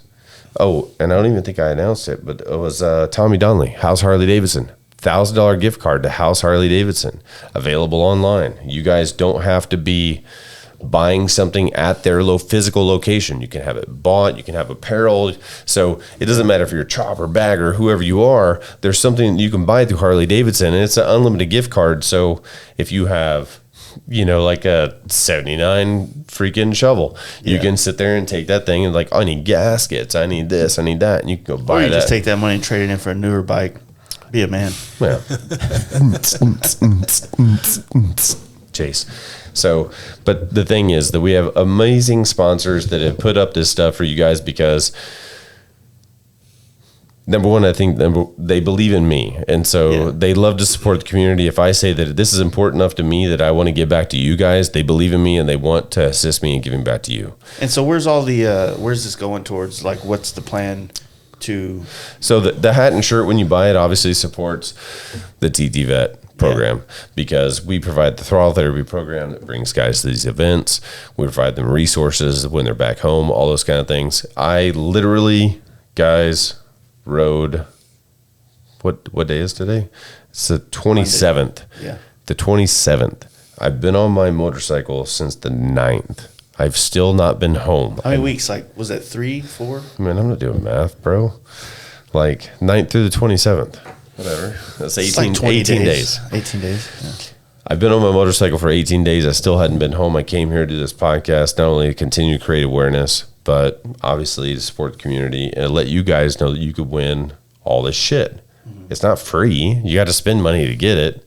But I mean, how hard is it? Yeah. You know, and the thing is that I didn't do it for any other reason than to give back because I believe that you guys are amazing in supporting our community. And without you, that we wouldn't have our industry, you know. And then I support what Joe's doing because I believe 100% that what he's doing has everything to do about giving back to his community. So is there any other way, like, I mean, this is all a great way for everybody to kind of support it, but what about just the everyday guy that just wants to support it? Like, how can they come and help support what your cause is? You know what I'm saying? You can directly donate through Throttle Therapy, TTVets.org. You can go onto our Instagram pages or Facebook pages just under Throttle Therapy and direct links to everything. But more than anything, just come say hello. Yeah. Like, honestly, man, like being out and being at the rallies and as much traveling as I've done over the past 3 years, the best part of everything that we get to do is just meet the people. Well, let's talk a little about your new space that you're putting together. Well, even I was down there on Saturday, and I get a phone call from a guy from Daytona Beach, Florida, that I met 2 years ago, that heard what we were doing now because me and my partner worked for another org, and there's a reason that we're doing it, what we're doing as far as national coverage the way that we are. But he met me 2 years ago, loved what we were doing, found out what we were doing again, and called me up to donate to what we're doing. You know what I mean? But it's meeting those people. I'd rather than somebody sending us money, come find me in Myrtle Beach this weekend and say hello. Yeah. And then, you know what I mean, have a conversation with me because the conversations are what keeps it going. I want somebody to come up and buy a shirt and a hat and sit there and have a 15, 20-minute conversation with me. But if they can't, Facebook, Instagram, TTVets.org, and PayPal, we're on there. So, yeah, anyway. It helps, yeah. Oh, Amazon Smile as well. Yeah, we are on Amazon Smiles. What is that? Amazon Smile. So if you want to contribute, and this is something that most people don't even realize, that you can get. I don't realize that's what I'm asking. Yeah. So you, as an Amazon purchaser, most of us have it on our phone. Amazon Smile is something you can get on your phone and just go tink tink. You have to like sign in through your browser, which is a super pain in the ass. Yeah. That they do that because it should be a part of their app. Yeah. So if you sign on your computer, and you go through your browser on your phone, you can select a nonprofit to receive a percentage of your purchases. Oh, that's cool. And if you do that, that's called through Amazon Smile. So it's kind of like you have to log in through like Amazon Smile whatever the fuck it is. But if you like literally go into Google and you type in Amazon Smile, it'll pull up the page. One of the biggest ones, believe it or not, is and Facebook it's a fundraiser. Small amount. Facebook fundraiser. So my partner Jimmy Mack, he was we both worked for an organization, 22 Kill, a couple years back, and nothing against them, and it's no ill will with us leaving. The reason that we left was because they were only licensed in Texas, and I'm sure we'll get to know each other pretty well. You'll realize one thing real quick is I can't think like small. That. Yeah. I want bigger. I want to be able to do more. So that was the reason why we left, was to be able to help guys more and more across the country. But through them and through a couple of relationships, he has a direct link with phone call or text message, email right to Facebook and Instagram. So our Facebook fundraising platform, we're trying to grow that more and more. So the more and more people that obviously like our pages and do that whole thing. But birthday fundraisers, we were doing. I saw somebody. Did Tommy just do one of those?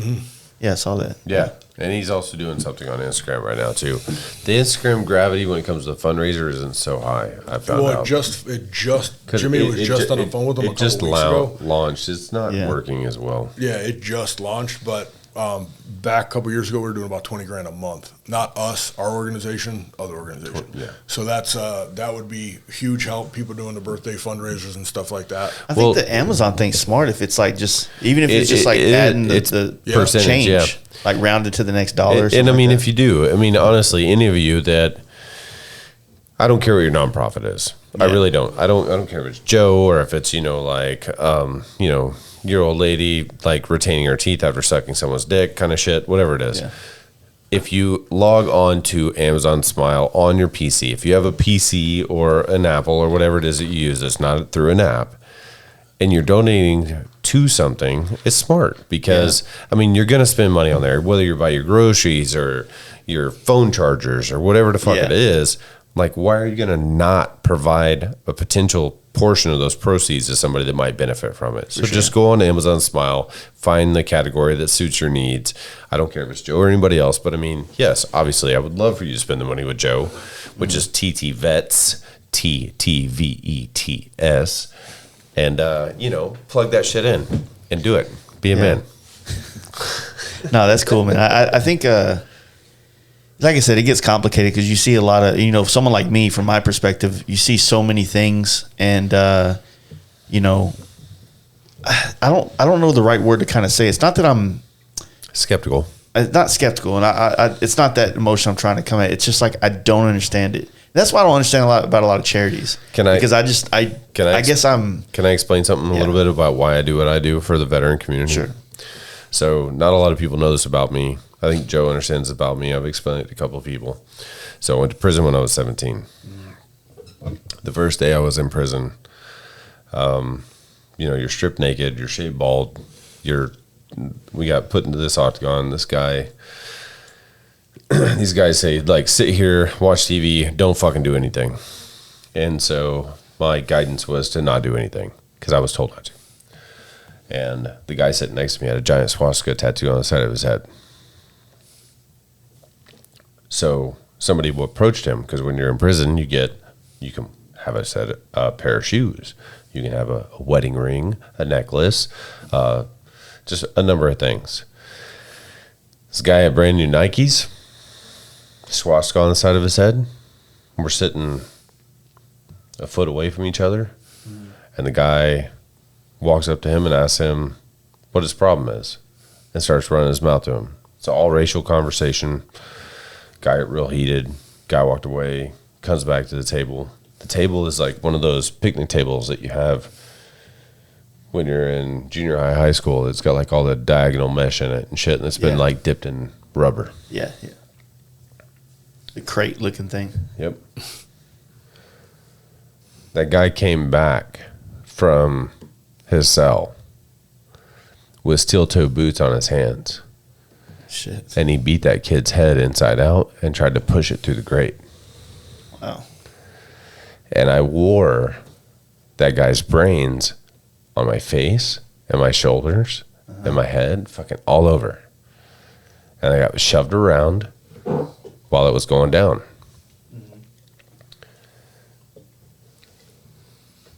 For like 5 minutes. If you've ever been in a fight for a minute and a half to 2 minutes, you wore the fuck out.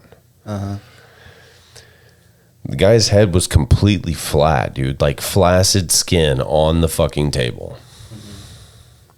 And this dude quit huffing and puffing.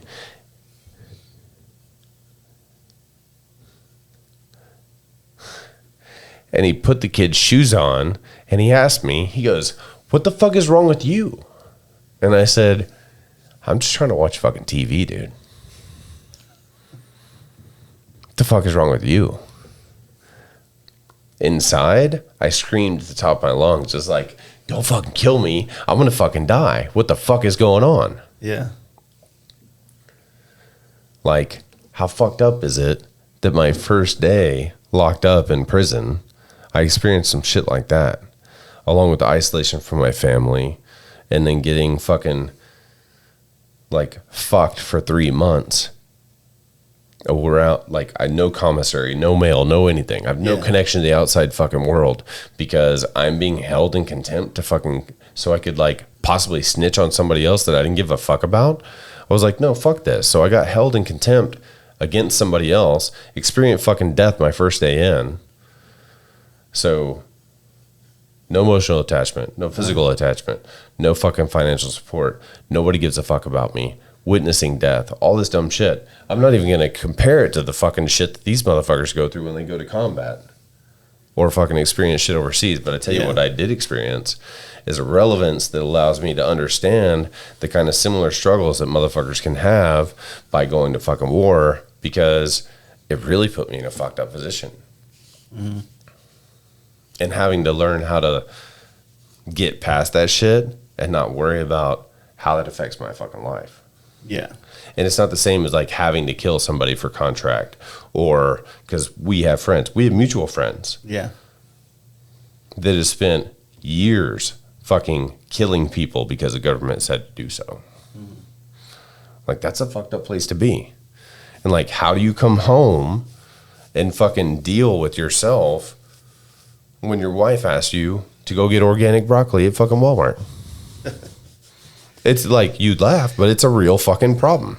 No, that is the disconnect, and he's got a good point. Like, a lot of guys that have done time understand like the out processing of it, and that's where that part of it is where I think the government fails us, and everything changes. Mm-hmm. I had a buddy of mine that was in a documentary called Project 22 years ago, and he says that in the documentary, they asked him, so what's the problem? He said, they train us for 4 years, 8 years, 20 years, whatever it is that you're in, to be a serial killer, and 4 days to be a civilian. That's what it was. Yeah. I was in Japan. I was drunk every day. I was like 23 years old, man, and I was in Japan. Like, I was getting out of the Marine Corps. I was hammered at these classes, and they gave me a folder full of websites to go to how to write a resume, how to dress for a job, how to start a franchise. I was a broke fucking sergeant getting out of the Marine Corps, man. I wasn't going to start a franchise.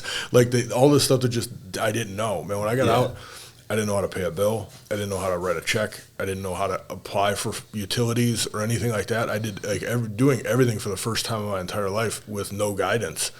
And when I got out to Arizona, like I said, I did all this stuff within a month. And I get out to Arizona where I knew like just my family, like my mom and my dad and my brother were out there, and had my family didn't know how to take me.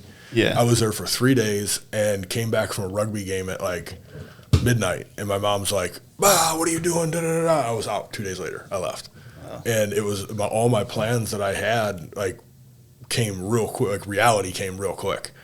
And I spent years and years and years. I pumped concrete for a construction company, or for a pumping company. I was a laborer for a construction company. I was a carpenter. I worked at a gym. I worked at a mortgage company.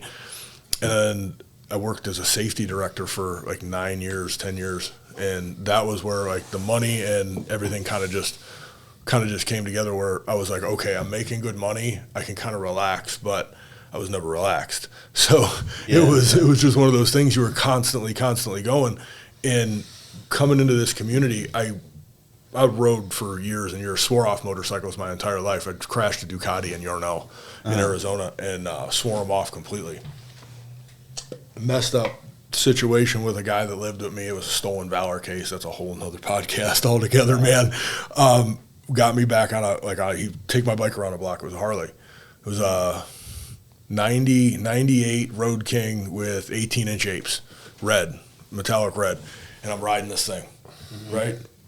Just fell in love with the feel of it. And when I got on the road for the first time, I rode for the first year and a half to and from work, 63 miles one way on cruise control, because I was freaked the fuck out. And then just fell in love with it. Fell in love with the feel of it, the wind, just every single part of it. And the cool thing was, as the organization that I was with in Phoenix when we first started, all we did was ride to and from Scottsdale Harley. Yeah. Just to get out together. Didn't matter if it was, 30, 40, 50 degrees in the wintertime to 110 degrees in the summertime. We were just doing it to do it. And it formed a bond with a group of people that still talk to today, even though I've been here for 4 years, great friends of mine and stuff like that. But like, it made me start to realize like what this community actually had to offer. And the parts of this community that were the parts of this community and the veteran community that were failing each other. Like we talked about earlier, like the brotherhood and the camaraderie of it. People don't do it for that anymore, like the majority. You have your weekend riders and your guys that are in clubs and stuff like that that have no idea why they're even in clubs.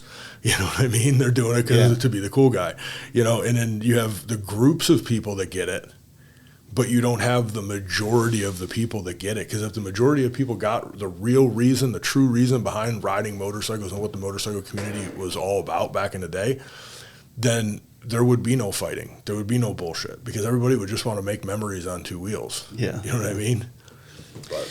And that's the thing that I love about it is I feel like it can help a lot of people, but I feel like there's parts of it that will and parts of it that will complicate your life. You know what I mean? Motorcycles, you know? When I, you know, doing this podcast and as I've been growing with it over the years, my whole message of riding bikes has started off really harsh and kind of dickish to a lot of people. And it's still the same. I still feel the same way now, but I'm finding softer ways to give it to people. So, you know what I mean? It's funny you bring that up though, because for that. Yeah. Well, it's funny you bring that up though, because like my brother, my partner Jimmy, with all the guys that were around, his big thing is ride your fucking bike, and this dude's got epilepsy, so like he's a total fucking lunatic. I love this kid to death, but like he's ride your fucking bike, and we were talking about it, and I was like I ride my fucking bike more than most people, and I don't put it like that. You know what I mean? Like it's either you're gonna ride and you're gonna feel it, or you're not, and you don't get to feel it. The one thing I've kind of failed at doing when saying that is it not to say that it's a competition though. The thing is, ride your bike. It's like find that thing about riding it that makes you like you have a lifelong relationship with motorcycles. Because I see so many people that love a scene, and then the scene kind of evolves into something else or it dissipates, and so then they're out because they don't want to learn a new thing, you know. Well, how many guys you hang around with that don't leave your AO? What's that? Your area. Like, so they just go to like the bike nights and they come down here, and like there's a few, there's a handful. There's so you know in our bike night's small. That's what I try to tell a lot of people. But the same thing too. Like when I think about Jace's group, I would say it's my group too, because they're a lot of my friends. I would say we're a 100-mile group. Yeah, I mean, there's a big group of people with a big radius of how far we're all away from each other. But we're also talking about like 25 or less people. Yeah. But so we, you know, like this weekend we were down in Tarpon Springs hanging with our buddy Craig. We met at the second camp out, I believe, with a guy that was a customer of mine from Jacksonville, Florida, that we met at the Down South Camp Out 1 with two guys I met at a bike night and another dude that I met at my third camp out. So you get the whole reason why we're like that. Yeah. That right there is the entire. And we're hanging out with all of our wives. Everybody's together. It's like a family thing. Yeah, well, it's organic interconnectivity. Yeah, right. And that's why we're building what we're building the way we're building. It's exactly that right there. Now, like back to the riding thing, like you get guys from all over the place that are. I don't want to say like your weekend warrior. There might be a little bit even more than that. Even club guys I've met all over the country, like local clubs, smaller clubs in like Florida. And they still throw their cut on fucking Saturday morning and they take it off fucking Sunday night. Well, they don't. They don't know what's outside of their area. Yeah, they have no idea.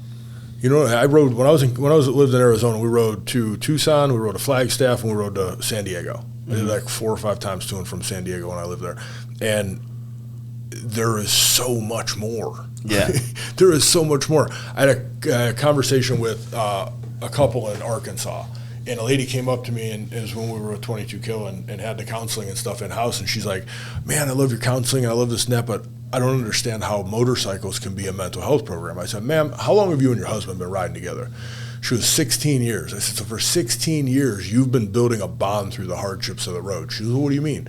I said, "You've gone through every rainstorm together or bad weather condition. You've gone through every bump in the road, bike breakdowns, whether yours or somebody else's, sitting on the side of the road waiting for somebody. You've gone through all of that with your husband for 16 years. You have something that nobody, like 90% of the community does not have." Yeah. So when you do that with 99% of the world doesn't have. I said, "You take 2 veterans. It doesn't matter what branch of service they're in," because I was a Marine and we fuck with everybody. But like you're a vet. I'm a vet. You know what I mean? And that's just the way it is. We're out of the military. It doesn't matter what branch. And you get them on the road together, and they get to experience those same things. Because like when you're in the military, you're sleeping next to your best friend. You're fighting with your best friend. You're physically fighting your best friend. You're going to eat together every day. You're PTing together every day. You're getting yelled at together every day.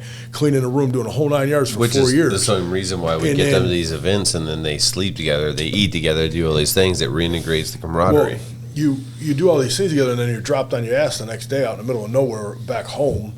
Yeah. But you don't know home. So when you build those bonds again and through the hardships of the road rather than the hardships of the military, that gives them purpose again. It gives guys a way to, it gives them an outlet, it gives them a home, it gives them a family that they might not have. It has all that. And that's the cool part about it is we're building something and we're doing something, I feel like, because like Moos said earlier, if we get a guy from an area, call it Jacksonville, Florida, whatever, and we get a kid from down there and redneck. Is that where you're from? I was stationed. From fucking Florida. No, I was stationed down there. That was what it just popped in my head. We get a dude from like BFE Maine, call it, and we have a resource up there that we know because the biggest thing that we come into. Think about it, man. How many times you get hit up for donations to nonprofits? Do a helmet, do this, gift card, or whatever. A ton of times, right? Yeah. So think about that local bar. That local bar that has 5 rides that go through it, come to it, and they're stopped there every year. And then they've got 30 people a month that come to that bar and ask for a donation. That all those people that do that stuff are counting on that one dude on the corner of the bar that throws in on that 50-50.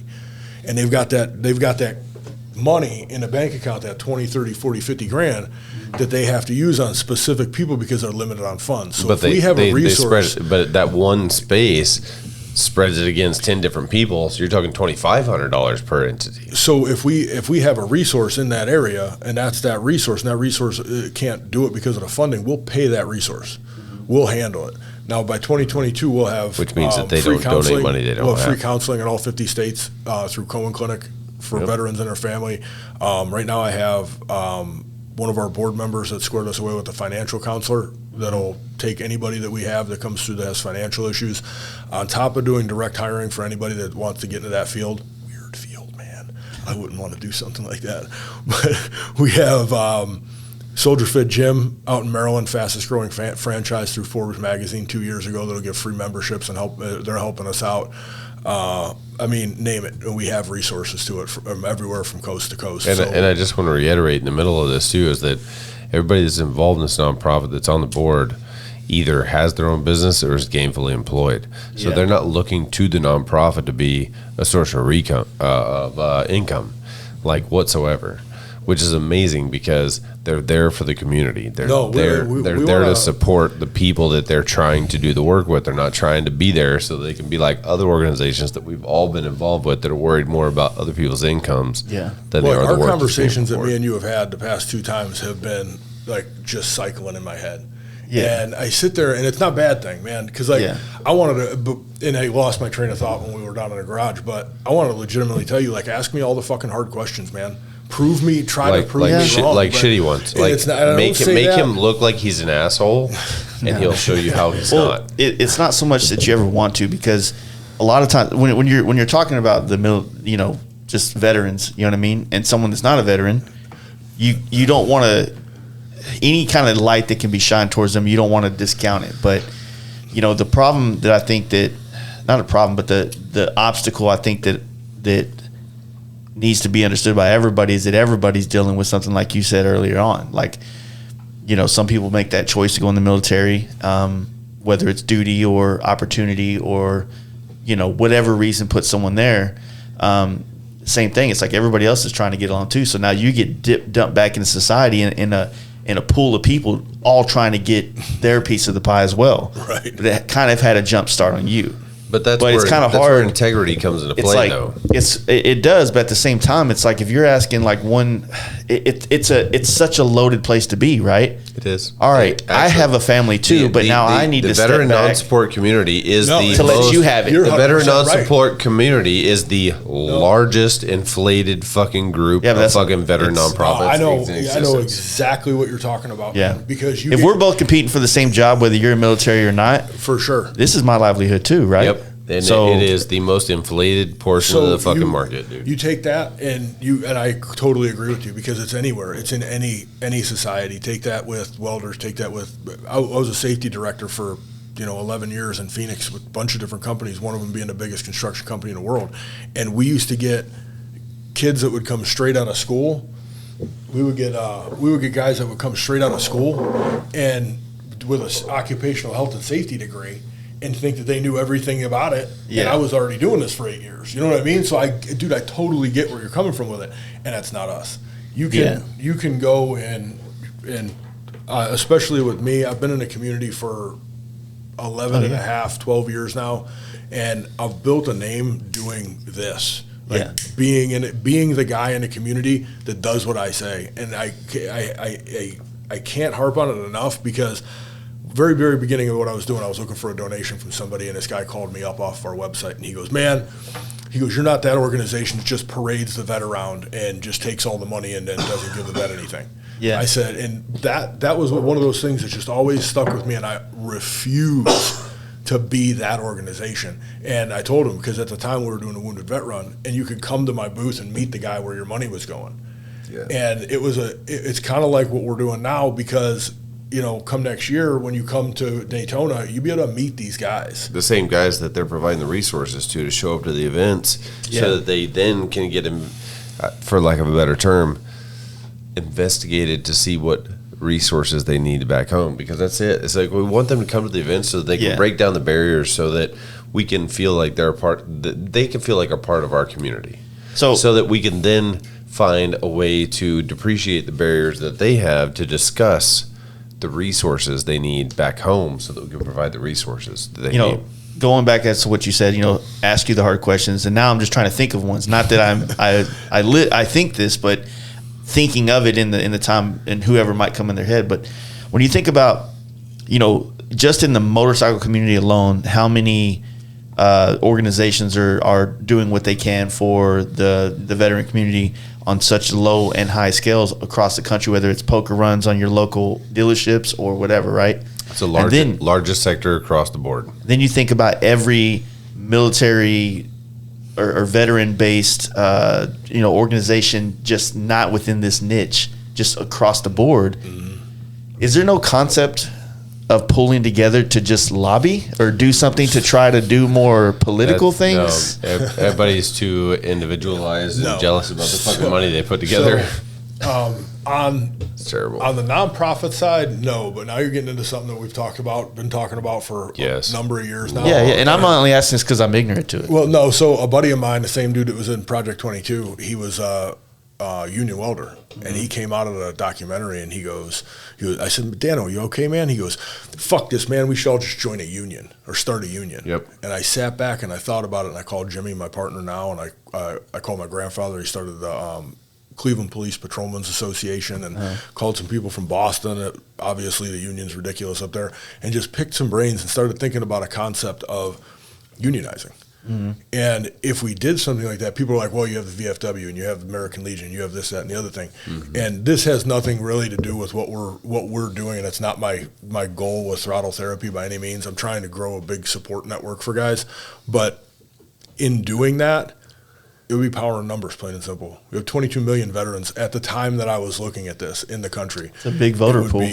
It would Massive. be a voter pool. It would be a savings plan for these guys that don't have one. It would be a support system. How many times have you seen a Mason unemployed? Exactly. Right? Yeah. You have veterans from outlaw bikers to doctors, lawyers, and politicians. Yeah.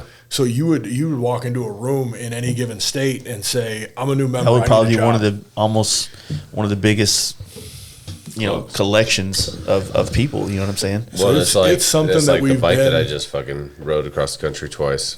That's a former Mason's bike. Yeah. And man, I'm gonna tell you right now, he was a master mason, and to a house. So he wasn't just somebody; he was somebody. And then on top of that too, he was a a Shriner. Mm-hmm. And so I've had so many people stop me at gas stations. People that messaged me online saw, because I always take that 3/4 rear shot, because like I'm trying to get the A side so I can show the exhaust off, but it's got both those stickers in it. I have more people hit me up, offering me a place to stay, and want to tell me their life story about them involvement in the Masons and the Shriners and all that shit because of stickers on that fucking bike. I wore a long time ago, before I was wearing helmets every day. I did my first cross country trip, and a buddy of mine that I painted a helmet for, I put the Mason logo on there for him, and I hit him. I was like, "Hey man, I got this helmet here. You're going to be out of town. Do you think this back in the day when we all shared helmets and shit before COVID?" I also didn't. I also got tailed by a lot of cops. Yeah, they got real close to my 20-year-old police bike that looks like a cop bike. Yeah, but getting tailgated by cops. I'll let you finish. Getting tailgated by cops with the 2 stickers on the saddlebags, I think got my ass not pulled over a bunch. Yeah, quite a bit. At 95 to 100 miles an hour. So wearing this helmet with that insignia on the back, it's like a lot of people would come up to me, "Hey man, you traveling?" Yep. I'm like, what? No, oh no, what? They say, "Are you a traveling man?" Well, correct. Yeah, I don't. It's been fucking 10 years. Do you not? No, think about it. Did anybody ever come to you say, "Are you a traveling man"? I just remember them saying, "Hey, you traveling?" And like, we're riding together across country. What are you talking about? I didn't know anything about that. That's what they say. Yeah. And they want to know that you're a traveling man, which means that you're moving across the states as a Mason. And then did they, after that, say something chaotic and confusing with a bunch of numbers to you? No, I just was like, no, that's my buddy's helmet. Nope. I'm just curious because they'll tell you what house they're from. Yeah. All that shit, their like involvement, whatever the fuck it is. I'm not familiar. My grandfather was a Mason. I'm not. My dad wasn't. But yeah, to answer your question, like we've thought about different ways to do different things, and it seems like it's becoming such a massive thing. Because I mean, you listen to any Rogan podcast where they're talking about using MDA to fucking help with the PTSD and those type of things. And all these different things there's just so much going on, right? MDMA, whatever. And now psilocybin in the state of Texas, explicitly through mushrooms only, is allowable through veterans now, as well as marijuana. I just honestly, like, it blows my mind, like many other things in politics. It blows all of our minds how it's so blatantly overlooked, and like you said, losing that 5 years of your life, going into the military after high school, where you're very impressionable and your brain's still developing. What? It's just 5. Well, I mean, most people go in for 4 years, right? So, right out of high school, I don't know, dude. Bam, you hit 4 years. I went to prison and just fought these motherfuckers. Yeah. So, I mean, that's a very you get to fuck up a couple times when you're a civilian, you get to fuck up a couple times and it doesn't have any real consequences. Okay. Not necessarily like you go kill somebody or DWIs, things like that. But if you make a decision and that decision doesn't work out, it's not as detrimental as 100%. It is. So let me break this down. Yeah. So you have guys that traditionally go in between 17 and 21 years old and get their parents signed for them 17 years old, right? 17 to 21. You have your life gets put on pause. Your civilian, quote unquote, civilian life gets put on pause at that point, and you move through the military and you learn and do whatever it is for however long you do it, and then you get out. Most people at that point, 4 years, like you said, 4 to 8 is usually like the first figure out what I'm going to do. If you're going to keep in it or not. You're getting out with that 17 to 21-year-old mindset. You've matured, you've done things, you've been around the world or whatever, but you still have that mindset of, oh, my friends went to college. I still want to go to college. I still have to go to college because all these people went to college. Now I can't get a job unless I go to college. You know what I mean? You still have that mindset of like just trying to figure it out. And you like where everybody that got out of high school and failed, like you said, like failed in college or, tried to figure out their way. Went to a couple jobs. Did a bunch of different stuff and figured their things out. Now we're doing that at 25, 26, 30, and so on. Like I struggled with that from 2003 to 2015 when I moved here. Yeah. Like I had that safety job, but that safety job was cool. All my shit's square. Now what? Yeah. You know what I mean? There was no purpose to it. And until like we started doing, and I started kind of getting my feet wet in the nonprofit space back in 9 and 10 is where I really found a purpose back in life. And when guys get out with no purpose, that's when bad things happen. I was in Texas 6 months, and I was reading my best friend's eulogy because he shot himself, and things got real at that point. You know what I mean? And you realize that at any given time, I've been to more funerals in Texas than I have in my entire life, and it's one of those things, man. Like, that was what we did, and I've really come to the realization that me and Jimmy, we're those guys, and those guys that get the call, and we get the call on the resources, we get the call on the deaths, we get the call on the funerals, and name it, and we're getting a fucking phone call. And why not put that to good use? And this is a big thing. Like, you want to go back to like a lot of the nonprofits and stuff like that. Everybody has to be a little bit selfish because of what we were saying. They're in an area and they have to be kind of bogartish with their money. I understand that, but there's no written rule that says we can't do things together and figure out things together. How powerful would we be if we walked down the street together rather than by ourselves? You know what I mean? And it's this community, I feel like, making the good connections of people, you and the different people that we touch with all over the country. We're not walking alone at this point. We're walking down the street with a fucking crew. And with what we're doing, I'm going to piss people off. I'm going to make people uncomfortable in the community because we're doing something that nobody else is doing, and everybody else is too selfish to do. Yeah. I want to make sure that is abundantly clear with what we're trying to accomplish is there is no ego in this. I don't give a fuck if I'm the guy behind the curtain fucking welding something or if I'm on stage in front of 10,000 people. My goal is to help as many people as I can possibly help in the time that I'm alive, man. Yeah. And this is a community where we just have a voice, and our goal is to make so much noise in a community that already makes noise that the government has no choice but to see us and hear us. That makes sense. Like I said, there's so many complicated angles, man, and like I was, without dancing around, like, calling any kind of the organizations out, but the motorcycle industry is a very giving industry. Mm-hmm. You know what I'm saying? Like when the GoFundMe's pop up, they get paid pretty quick in our world. You know what I'm saying? Yep. And that's awesome. And it just kind of gets diluted. It does. Yeah. No, 100%. And the thing is too is like the difference is that you can see the factual work that's actually being done with the organization versus just the monetary contribution to growing. Yeah, because people can go to Sturgis and these rallies and see you guys. Well, and even the difference too is like there's personal work. I mean, there's numerous layers of work and the people that are involved, but at the same time, like there's other avenues of what's being done where it's like, look at this product we produced. Our big belief within just our organization, the people that run it, is I will never start a relationship that I can't reciprocate. Yeah. 100%. So if me and you do something together, I will figure out a way to reciprocate. That's Bob Marley shit, right? No, I didn't. So Bob Marley made a statement once. He said something similar to something like, a coward is a man that initiates the love of a woman that he doesn't intend on actually creating love with. Or something like that. So it's like, no, think about it. So like, if you initiate a relationship with somebody and you're like trying to fucking put yourself on Front Street, it's like, hey, Jace, I want to provide you one Montucky every 30 seconds. Oh man, I appreciate you, bro.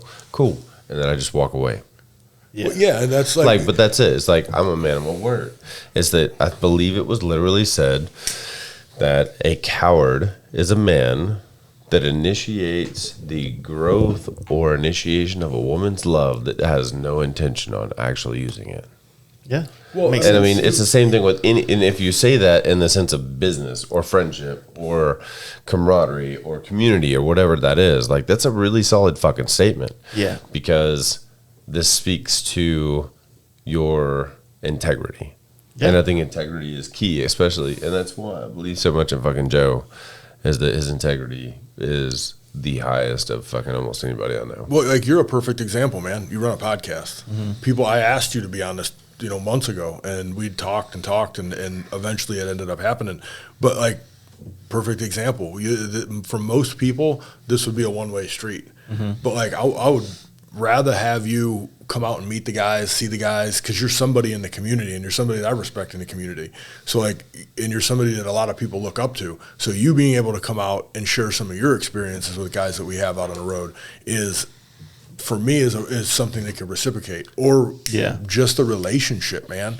That's one of the best parts about it. Like we said before, is meeting people and talking to people, hear your story, hear my story, see where things kind of come together. They might not, you know what I mean? Yeah. They might be just two weird, skewed fucking lifestyles, but at least we get the chance to share that with each other. You know? So whatever, man. Like we're wide open to really anything that comes at us, and we're looking for anything that we could do in return for people as far as. And I mean, not. If I didn't catch this, I apologize with what you guys are doing, but I feel like finding a way to make a local communal thing, whether it's like, you know, like pulling together once a month things in different parts of the country to bring these guys together just for a weekend trip. You know what I mean? Like anything that I know it's hard because too many people ride differently and all these type of things, but no, you touch on something. No, and hold on with what you're saying too, because the thing is, like what you just said is like it's a weekend thing. We want people to come out and experience something. I mean, it's kind of like the open house situation. We're going to start with something similar to that.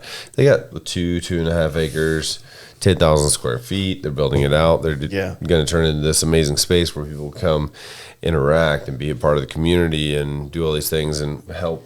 So yeah, if you have a facility now, and that's what I'm taking is y'all got one now. You could do so many things there, but at the same time, like, and I explain this to a lot of people. There's a reason why we do our camp out the way we do. Well, when we're going to do event, that's the thing. That's the thing. What I'm saying is, there's a reason why we do our event the way we do it, because you can fluff it up and put a bunch of vendors in there, and you can do all that stuff, and then people get pulled away from what they need to be doing, which is meeting each other. Right. And so that's why our group, our people that do our campouts, have these groups that they form on the way to it, and that becomes their kind of comfortable clique when they're there. And then they finally, oh man, that's Steve Chamberlain. I've been wanting to meet that guy. So a couple things. One, you touched on all the other veteran organizations and stuff like that. With our program, once these guys get through the first year, because we provide a year's worth of resources for them, whatever they are. Once they get through that year and they come back as mentors, we have so many hunting, camping, fishing, cycling, like all these other different organizations we want to plug these guys into so they can find other niches that they can belong to. So it's a really organic growth of a tree. This year coming up, I'm working with an individual that lives in Paw Paw, West Virginia. I'm not going to say. Oh, I'd love to say his name. So no, fuck you, Solomon. No, I love you, brother. I know. He was just at my house. This dude was at my house. One of the greatest fucking humans I've ever met. Honestly, bro, you'll meet him eventually at some point. One of the most beautiful men.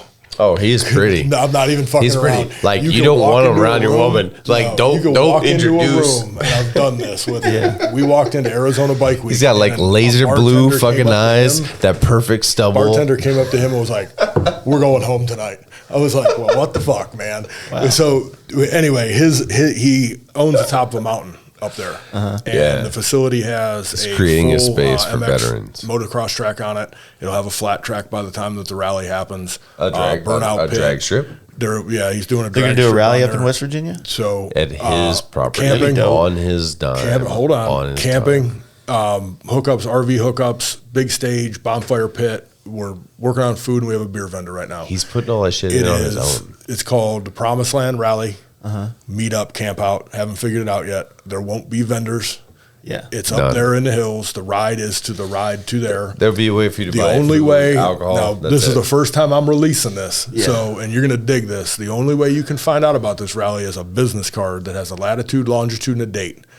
You'll see little QR codes all over the rallies that say Promised Land. You can scan that QR code. It'll go to the website where you can square away your camping, and it will have a date, but it will not have the location.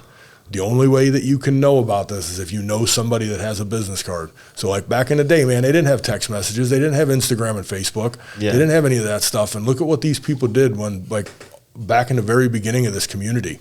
How'd they find out about the races, flyers, and all that stuff? And it was a big thing when you saw somebody from California at Laconia or vice versa, because they were riding them hardtails out there and doing their thing. So we're putting something together that's just old school. It's all word of mouth. Instagram and Facebook will play a part, but it'll be promoting the venue and not location or date or anything like that. Yeah. So we'll start promoting the event, but not the location. The event, but not the location. Yeah. So we'll start business cards. Gotta make sure someone doesn't snitch. Right? No. Y'all do this thing like no, full metal jacket. And the thing is, like, It's like nobody's snitching the location. People are going to fucking want to share the location, but they're sharing the location with the people that they know are valuable within their own communities. You know what I mean? You get a business card, it's like, yeah, it's dude, a big fucking deal. We're going like, to this. It's not about like, hey, all you hell yeah, brother and sisters, hell brothers and sisters. Tap, But please come into the fucking next community so that we can fucking eject you. Right now, it's I can't remember the date. I'd have to look it up. But a weekend after Laconia, as everybody's coming down from Laconia. Yeah. So it's snowbird right shit, you know. West Virginia is nice, man. There's some good riding there. There's a couple, like, legit rides there. Yeah. I believe, like, right on the border of Virginia and West Virginia on the southern end. Oh, yeah. So going to, I stopped at his house. I did South Carolina. Friends of mine down there did a event for us for Throttle. So I went there, went up to Maryland, over to West Virginia, to Ohio, and then back down to Texas like 5 months ago, before Sturgis, whenever that was. Nice. And stopped in on him, but the ride to him and then the ride out of there to Ohio was fucking rad. Yeah, and that shit bleeds into Ohio down there in the southeast corner there, so it's like some pretty good riding there. Man. He's 20 miles of switchbacks to get to his house. It's all good on a bike, but when you start having to do that, everybody go get some milk or some shit. I just want to make cheese. I got to his house. We go to his house and we smoke a joint on his couch. I'm thinking, like, I've been on the road for a week already, right? Did he make a move on you because he's so pretty? Definitely not. He cut a lot of his beard off, so everybody that doesn't understand, Jason's saying this to a very decently shaped. Yeah, right? And he's like, jump on a bike. So I'm like, well, fuck, all right. I'm good like that, but, like, we're up in the mountains, man. Oh, yeah. And I'm like, all right, cool. So we rip out. Jason's afraid of shit. This dude, I'm not even exaggerating. This dude could jump on a bike right now and be competitive in the racing league. Yeah. Right? Yeah. And we're ripping through the fucking mountains, man. And I'm like, holy shit, we get down to the bottom of it. I'm like, all right, I'm good. We get back to his house. I feel like I feel like I need a sticker or a patch or something that said I survived the ride to Solomon's with Solomon. I'll show you the map when we get done. But he's fucking. It was it's legit up there, and the property's huge. We could do. He's got his own fucking land moving equipment. We could do 2,000 people easy. Yeah, that's good with room to grow. Next year's gonna be dope. It's crazy. No, I like the smaller events. I think that when people, there's. Well, I mean, like 10,000 less, yes. Yeah, like not like Daytona or Sturgis or We're not talking like 100,000-ish. We're talking like 50 and less.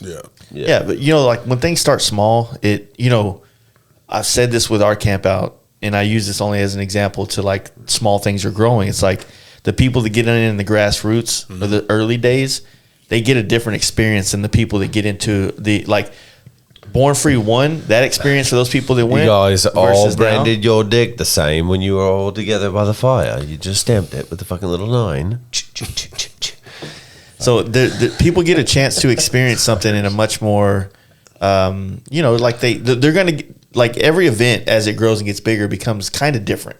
Yeah. Same concepts, but it's a different experience. It dilutes because there's like clicks in the fucking event. Well, we tried to figure out a location to do this the first year. We wanted to do it this past year, but with coming off of COVID and all the other bullshit, we tried to find like a smaller location. But as he started building this out this past year, I don't know if we could do it somewhere else that would be just as good. I'd like to do a West Coast one and figure that whole thing out once we figure this one out and see what's up and see how the first year goes. West Coast events, like we thought about doing a camp out there. When we first started the whole camp out idea, it was going to be like we were going to have like a FASTLIFE camp out in like some key locations across America. Where the fuck are you going to satellite a West Coast camp out? That's the problem, is that there's so many areas and that are amazing.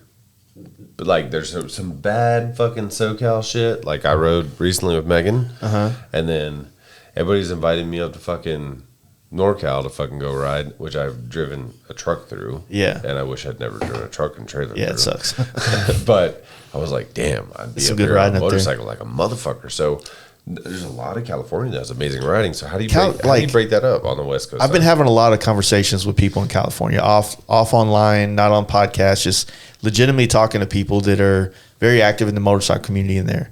And California is so clicked up, right? SoCal, NorCal, Dago, fucking everything, right? And then that's just the people that are not even club related. No, how about the people that just ride on the highway and they judge you when you're fucking riding just to travel through the state? And they're like,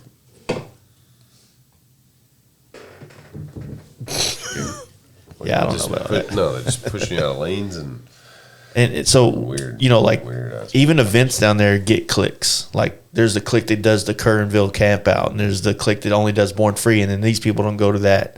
There's just so many different things where it's like what I always wanted to do was get people that are in California to leave the best state of riding and go across the country to a shitty place that doesn't have nowhere near as nice. And the people that have come from California, they go back and they still talk about how much fun and how awesome it was to ride to fucking Southeast Oklahoma. And they hang you know what I with mean? Homies and shit. For sure. And now they have all these friends and doing all this shit. And it's like, don't get me wrong, there's some people out there that are super blessed that have the right financial statement so that they have a cool bike and everybody comes and talks to them, right? Because not everybody, if you have a badass bike, you can pull it up anywhere. Their backyard. Somebody will come up and, hey man, what fairing is that? You know what I mean? Yep. Sometimes when you just got into the game, just got into a bike, and you pull up to a bike night, you're one of those Me Too bikes, the Black Road Glide, Street Glide, or Black Dyna, whatever. It's harder for you sometimes to get a connection. And then when you talk about this in depthly, it gets complicated because it sounds just gay. Like, I just want people to accept me and come talk to me, and I want friends. But man, that's one thing I've always talked about people that when you're in your 20s, you don't think that this is cool. But once you get in your 30s, friends start to turn into new meanings, right? Oh, yeah, and for sure. You start to realize that a friend needs as much attention and loyalty and respect as your relationship with your wife or your girlfriend or your family, right? If you wanted to. They're all similar relationships. It's funny you said that because I was flipping through Instagram a couple of days ago, my messenger, and my fiance was sitting next to me and she goes, "Do you just check on random people?" Yeah. I said, "Well, I know them. Yeah, and I've known them for a while. I just might not have talked to them for a minute." She goes, "So you just legit get on there and see somebody that you haven't talked to in a while and just hit them up?" I was like, almost every day. Yeah. Almost every day, just to see if they're doing okay. Because like that same instance I referred to earlier, and I'm notorious. You could call me day or night if I can hear it because I'm deaf as fuck. I'll answer the phone. And another thing people hate, because I am that dude that will literally answer every call. And if I don't, I will text you right there. "Are you okay? Same. Do I need to call you back?" Yeah. Because every time I've ever called this dude or text him riding across the country, fucking I try to call him in the middle of the night because I have no real legitimate fucking schedule. Like I just do whatever the fuck I want. This dude has never not responded to me in less than a minute. But it's like just what I said earlier. I was in Texas for 6 months reading my best friend's eulogy, and I was the second call from that day. And I will never not answer the phone because it terrifies me. Yeah. That if you call me, if he calls me, that it's bad news, especially like middle of the night. I pick up the phone. I'm like, "Why the fuck are you calling me at 2 a.m? Kind of like. Are you okay?" Like some heart. Yeah. Sorry, bro. Yeah, I'll call you back in the morning, like that. Like, but still, man. Like I have this thing in my head, and I don't ever want to not just because. Yeah. And the thing is the fact that he's that way. The irony is that I'm very similar. So I've had numerous relationships. My last 2 exes, 30 fucking exes, was literally like over 10 years of my life where I'm like, this is so fucking important to me that I can't fucking not say no. You need to be single. I am now. Thank you. I am now. Just Thank date. you. I am now. Thank you. Bitch, I am now. Thank you. Yeah, so the thing is that... You got to talk in the mic still. You put the mic in front of you. I don't.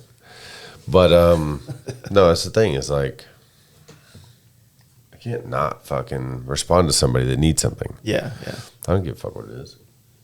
Yeah, it's hard, man. I had a friend pass away into September. His bike is sitting right downstairs. And he was in my bike club. And I got out of my bike club in 2016.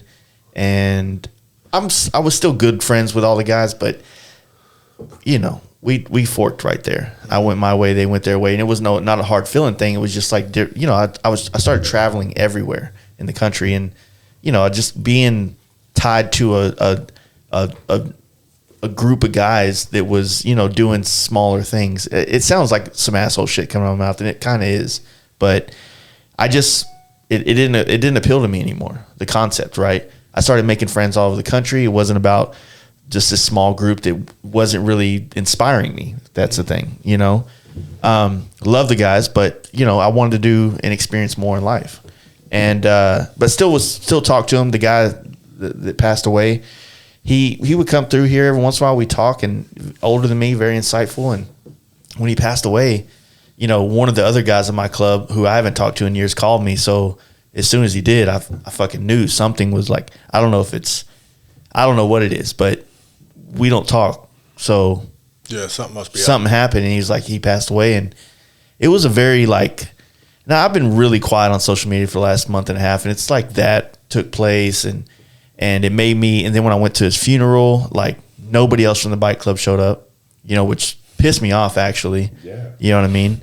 Yeah. And then, you know, it just kind of sucks because like that whole concept when people say brother and they do all this stuff right there, it's like people, like you have to understand people. You have to understand the way humans really are. And I'm not saying I do, but as I'm growing with everybody, I'm understanding more and more, right? And I understand that relationships come together. Like women will come in your life and help you become somebody better, and you're helping them too. They might end badly, right?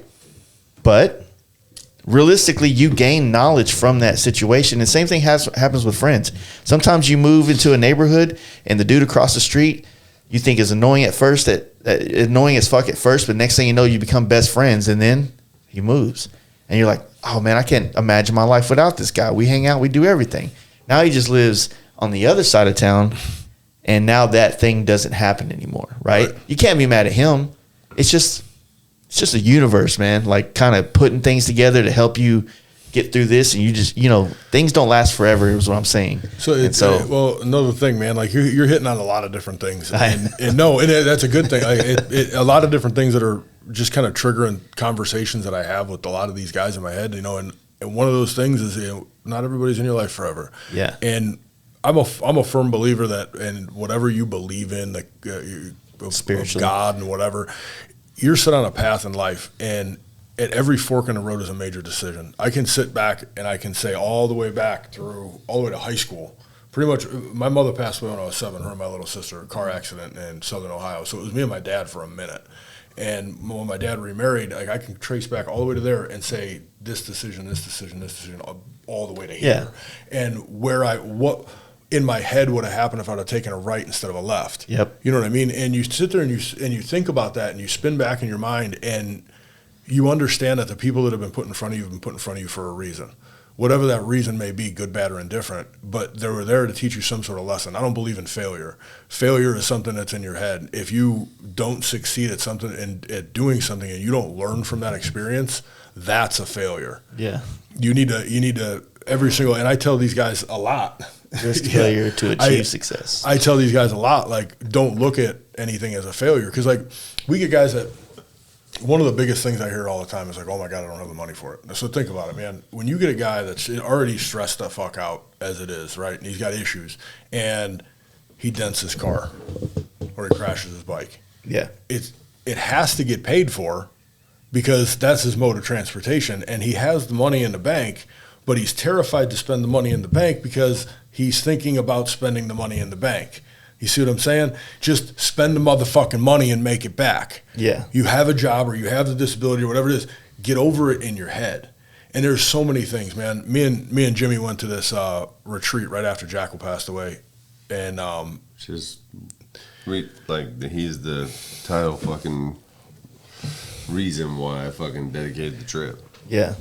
Jackal was a double amputee, Bronze Star recipient. His MRAP, he's an Army vet. His MRAP got hit with an IED. Yeah. And when it blew up, he woke up after about 20 minutes of being unconscious, and 50 cal rounds were cooking off in the vehicle. And both of his legs were completely shattered, and he put the fires out with his legs, tourniqueted himself. He said, I made peace with God, crawled through the fucking vehicle, patched all of his guys, stood up and released the hatch on the door, and ended up like long-term double amputee, and still rode like a motherfucker, man. Yeah. He was a lunatic. Let's say that again. He put the fire out with his own legs. Yeah. So, maniac. And then after putting a fire out with his own legs that were separated from his body, he bandaged, appropriated, took care of every person there. Yeah. And then opened the hatch. That's a bad motherfucker. After that happened, we were asked by the CEO of 22 Kill to go check out this retreat in Tennessee. was called On Site. And it was a week long, no cell phones, no tobacco, no anything from the outside world. And I, like 3 days notice, I'm quitting. I've been chewing since I was 15. So it's like, boom, you're going to this retreat. But in that week, it was a year's worth of group counseling in 1 week. And it was all veterans. And you're sitting in this room, and one thing that you realize, I had one combat vet in my room, right? The majority of the people in that room all had childhood trauma, all had something in their childhood. And that's why I say trauma's trauma, man. Yeah, you can't fix it. Because the things that you've gone through when you were a kid, all the way up to the things you've gone through, just the hardships of life, is traumatizing enough for most people. And when you talk to people and you realize that, like, that's when everything kind of subsides. But that retreat taught me a lot about my past, about the things going on right then and there with having him pass away. And it made me realize a little bit more about people and people's, not their issues, but their like coping mechanisms and how people look at things. That's why I refer to the money in a bank in a car. Because when you dent it, you got to figure out how to fix it. But you're stressing about the money that it's going to take to pay the deductible or fix the bumper. Yeah. You're not thinking about, well, I have the means to bring that money back. I don't want to spend that money though. So what do I do? It's like, it's $500, but I make $1,500 this week. So, it just doesn't. People don't rationalize it. So they stress. People spend way too much time, especially veterans, stressing about the issue and not the solution. And we're trying to get guys. My goal from the very, very beginning of this back in the day was to produce active members of society. Because when I got out, I was not an active member of society. Yeah. People get too hung up on, I'm a dysfunctional veteran. I'm not a dysfunctional veteran. I'm a highly motherfucking functional veteran.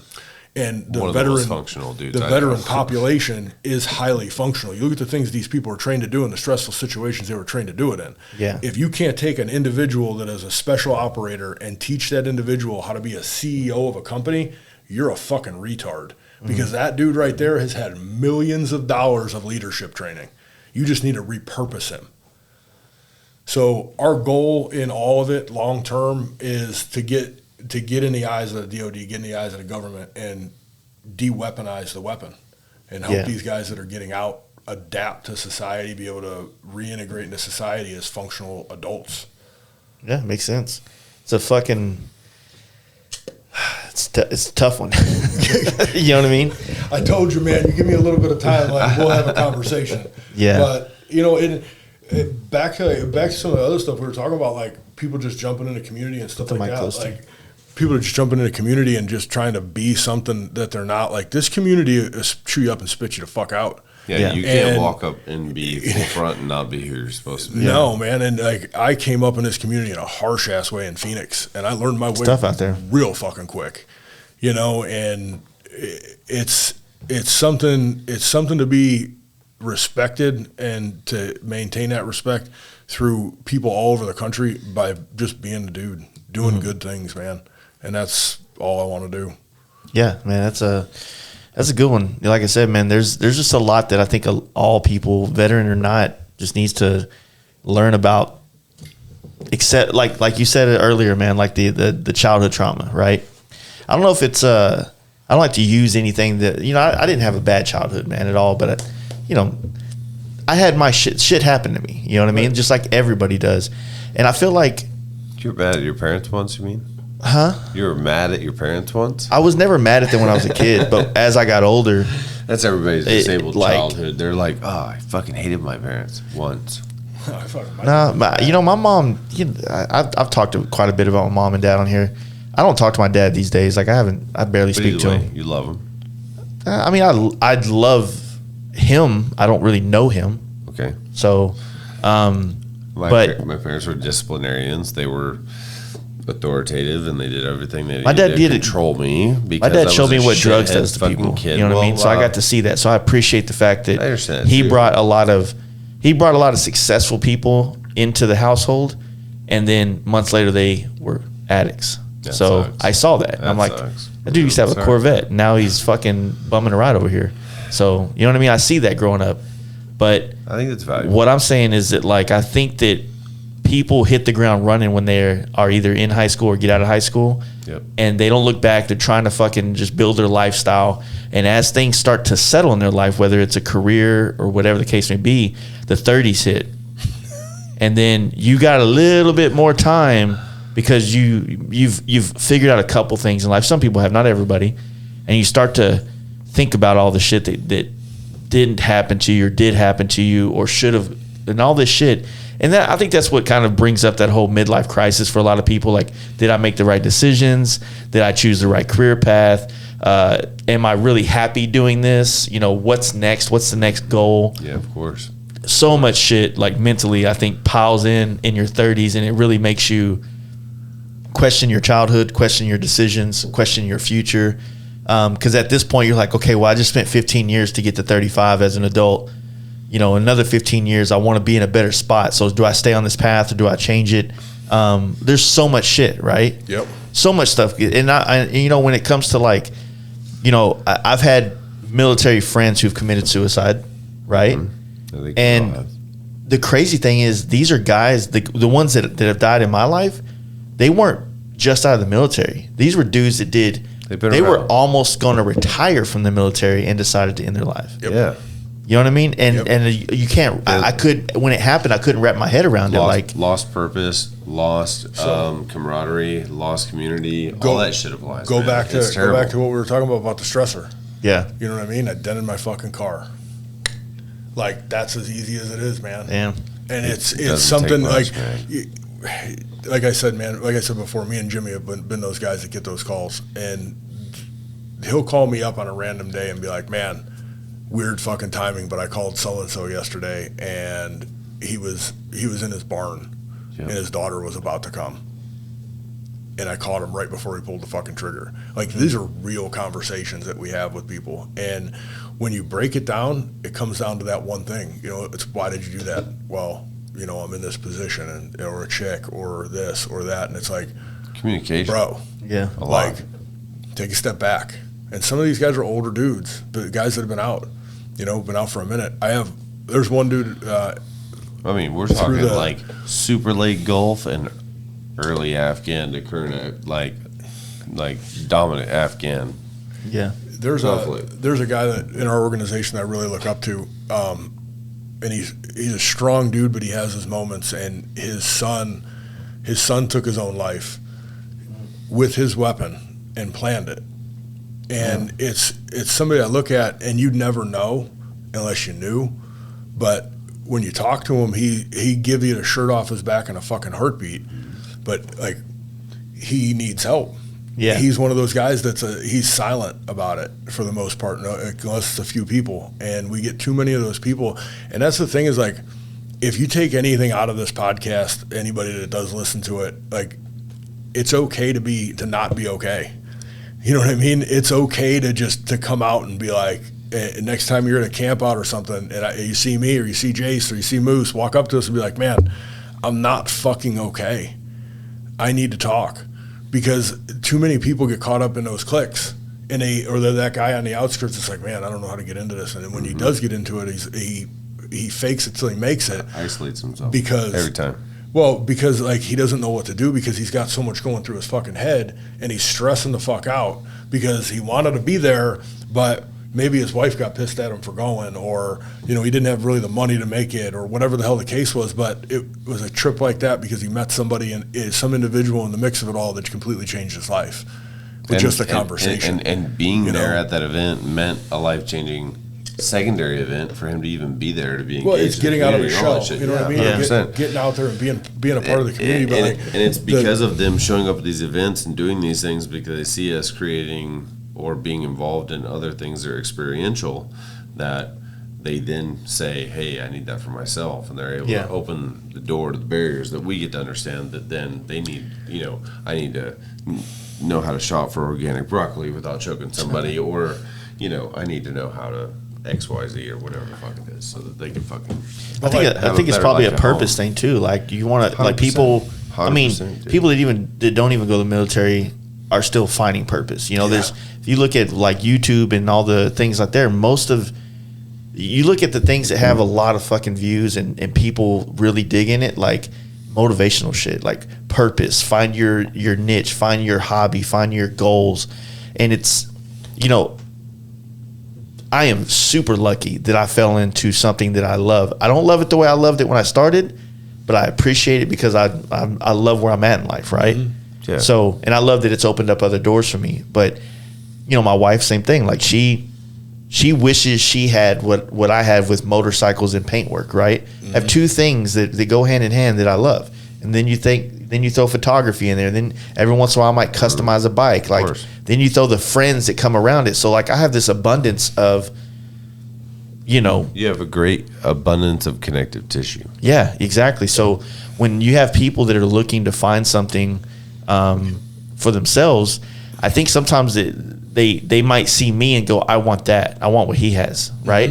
And it's kind of like it's not a real thing that you fall in love with, right? It's like the hot chick that you see on somebody's arm, but you have to and then you go, I want that. You got to cultivate it, and it happens. But you don't have to cultivate it. You just can, like conceptually, you cultivate it. It happens. It's around. I don't know how to tell people to find something. I've always said that, like, if you have the time in life to try shit, that's probably going to be the closest way you're ever going to figure. Or if you see something that interests you, to try it, right? Somehow, Absolutely. Right? I mean, here's the thing about the community. It's fucking rad though. Is it's non-judgmental. As much as we point the finger at the dude with 500 rings on and fucking hell yeah, brother, like his face painted like a skeleton. Like we all laugh at the dude with the what I mean with that at the end of the day and stuff like that.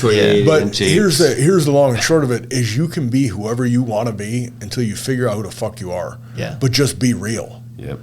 And you know what I mean? Just be you, because you're going to evolve over the years. Just like we said, like I'm not the same dude right now as I was when I was 21.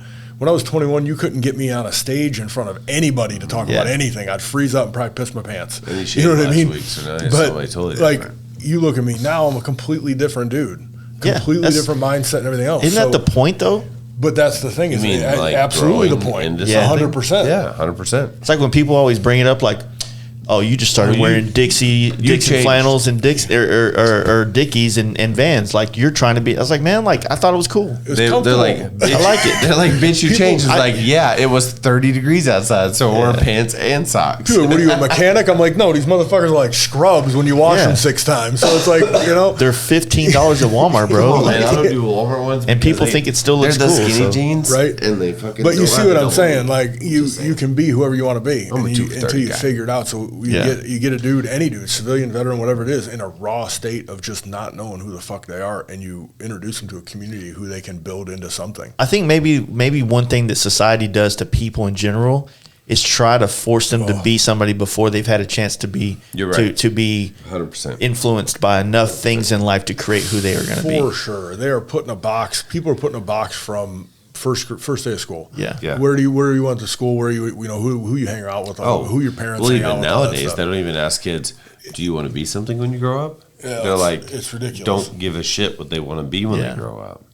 It's really fucking sad. Well, I mean, to play a little devil's advocate, it's very hard to pick a career path these days. No, because things like if you're in high school and you say I want to do, like, who wanted to be a cop a year ago? You know what I mean? With all the shit going on, and all the bad cops were way overshadowing the good cops. As a convicted felon, I would love to be a cop. There's just so many career paths that are very hard. Like when I was in high school, the things that were in like the career day are barely even careers anymore. And we're talking about trades, 20 years old to this year. Like career day for me when I was a kid was when I was in 8th grade. And there was this dude in this like do not do drugs fucking campaign who showed up to he showed up. You're on drugs right now. No, I'm not. But he showed up to the fucking library and he was like, yeah, I did drugs. I didn't die. I guess I'm okay. And like all the shit he ever fucking did, we sat there and stared at it. And as kids, we were like, yep, life's pretty cool, but let's fuck our lives up a little bit more because we're bigger than him and we could live too. Yeah. And that was a fucked up thing. But it was like when we were younger, we didn't have any like common bond. There was a bunch of fucking like weird sex of kids. And then we all realized that like these groups of fucking kids, it all has relevant fucking issue. And then we all grew up and dealt with an issue. Whereas like I run into these motherfuckers and they're a lot similar to the fucking idiot kids that I was growing up, where we made our own decisions, we did our shit, we fucking paid the price, we come back, we don't fucking know what the hell we did with our life. I look at like the motorcycle community, right? And from day one, when I first jumped on a sport bike and I went to the first ever meetup to go ride, I'm sitting here, some punk ass kid that was wet sanding bikes that barely made $350 a month. How I had a motorcycle, I don't know, but I did. Right? It was a sport bike. It wasn't an expensive one. What was this? It was 2004. Man. And I remember going there, and as somebody at the time who was 21 years old, I sat there in a parking lot, and a doctor and people that had their shit together. I'm just saying a doctor, like there was a doctor there because I remember, but other dudes in career paths that were established was sitting there treating me equally because of this machine that we all chose to do together. And so when I think about that, and I try to explain this to a lot of people, is that the motorcycle community can expose you to a lot of different worlds by sitting down and, you know, having, riding across town and then going to have lunch at this, taco joint. And you get to ask this guy, hey man, so what's it like? How hard was it to be a doctor? And you get like a hands-on thing, or hey man, what's it really like to do this? Like you're sitting you're sitting at the best career day ever, or you might be lucky and you might be sitting next to your best friend for the next 20 years or 100, wherever. There's just so much opportunity, and you get exposed to so many different cultures and societies through motorcycling, right? Yeah. Potentially, yeah. I mean, when I have an oil field worker, a body technician, a banker, there's just your friends group. It's strange. Everybody that helped build this space. Yeah. No, I know who you're talking about. Yeah. Like when you say those words and you're talking about who their jobs are, I know you're talking about all the guys that help you build this fucking room. And so when you think about that, it's a good. I ain't saying it's a say all to the problem, but it's a good opportunity to find and be exposed to other things in the world, to where even cultures, man, like that's one thing I think a lot of people get wrapped up in too quick. I'm a redneck. I'm a redneck, brother. You know what I mean? And then they're always going to be like, you might like other cultures, man. Don't put a prison on your culture thinking that you're not going to still be a redneck at heart because now you like salsa music or, whatever the case or whatever, you know what I mean? The motorcycle community is the same thing though. You look at, like we were talking about earlier, the how the genre of bikes has gone. Yeah. Big wheel baggers, dynas and all that's the crazy club style stuff, all the way to the performance baggers now and the choppers. Like if you're somebody that really loves this community, like I look at choppers, some of these guys that build these choppers as works of art. Absolute 100% works of art. Every time. And then you go into these other things and you, like somebody that builds a performance bagger that could actually ride it, like I look at that as art. Because I mean, like, again, we were talking about it earlier. When you ride in a pack with people that could actually ride and you're ripping, that's art. You know what I mean? Like there's all these different forms, all these different forms, all these different genres of motorcycles and builders and concepts, but it's all the creativity in each individual's head. Yeah. You know what I mean? So this community, it's just, it's interesting. It's interesting to talk to people all over the place that are like the old timers, a lot of the hamsters and stuff like that, that have been in the community for a long time, that have shaped the community. And to see these guys that have thrived in a community that allows anybody to do anything that they want. But they've excelled to a point of status. You know what I mean? And not saying that like that's what should be strived for, but it's just like they have a status in a community that doesn't really need one.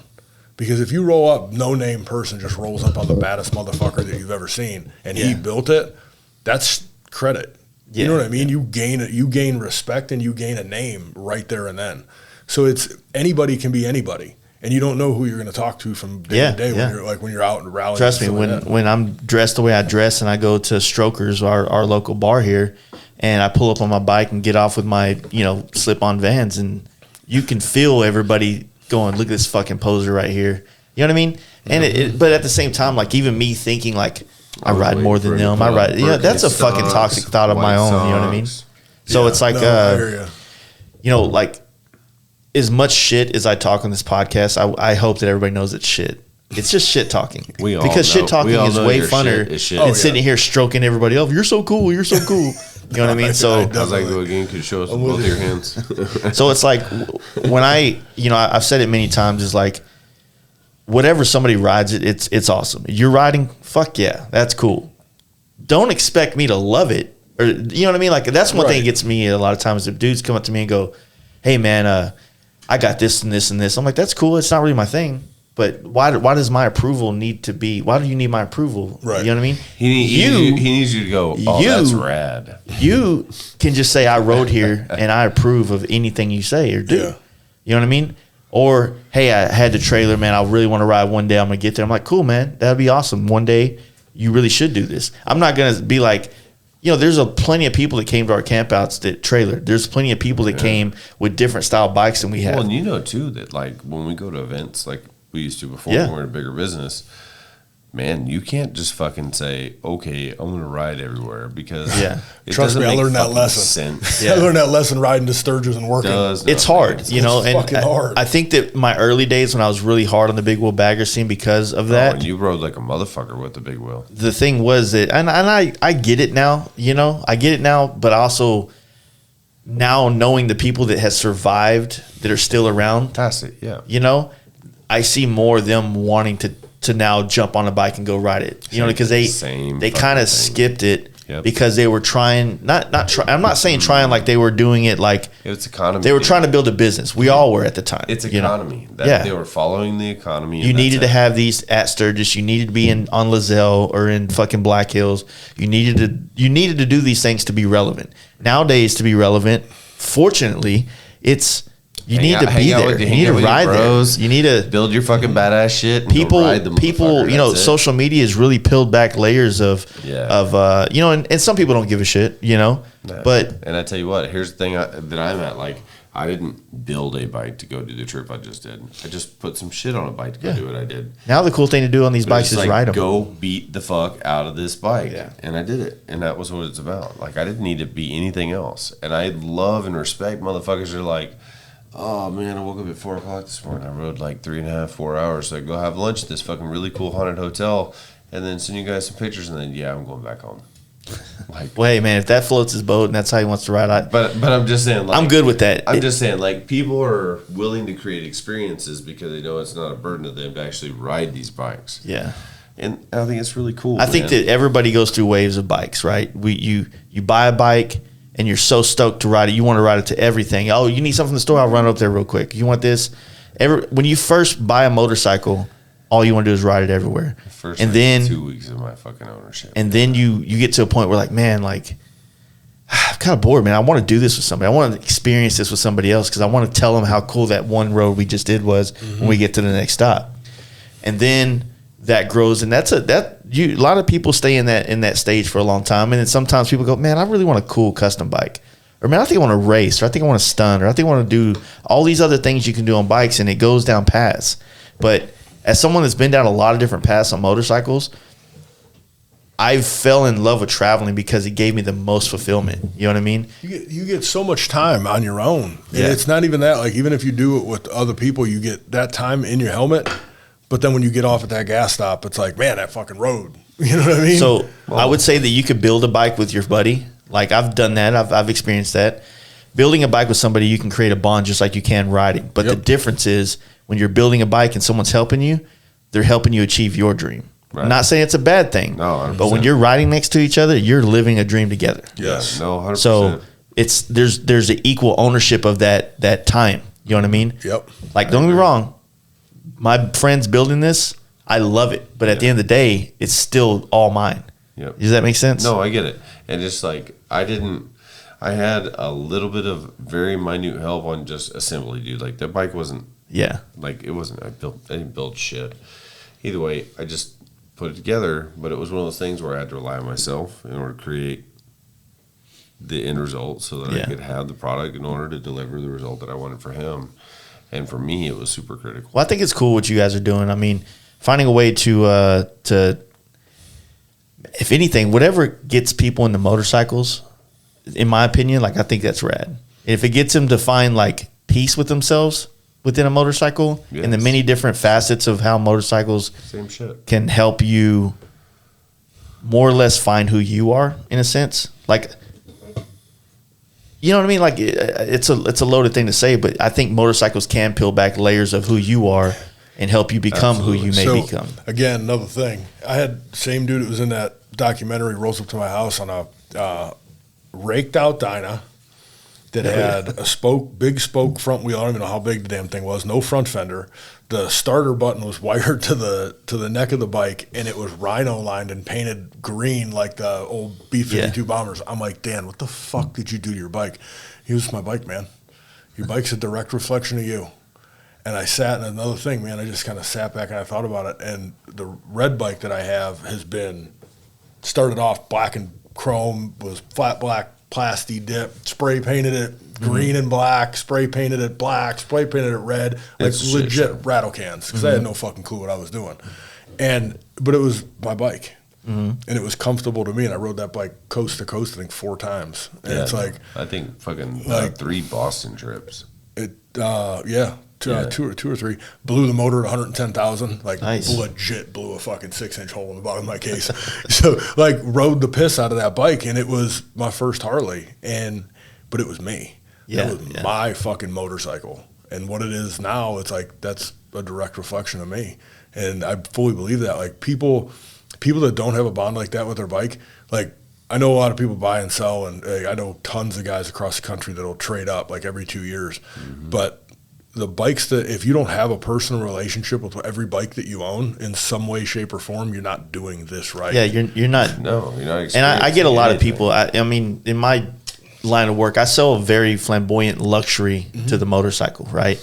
It doesn't. All it does is make it more popular on pictures and in parking lots. Right? It adds no value to the ride. I'm just glad that I can create the platform from which you can put your fucking product on. Exactly. Because that's all my job is either.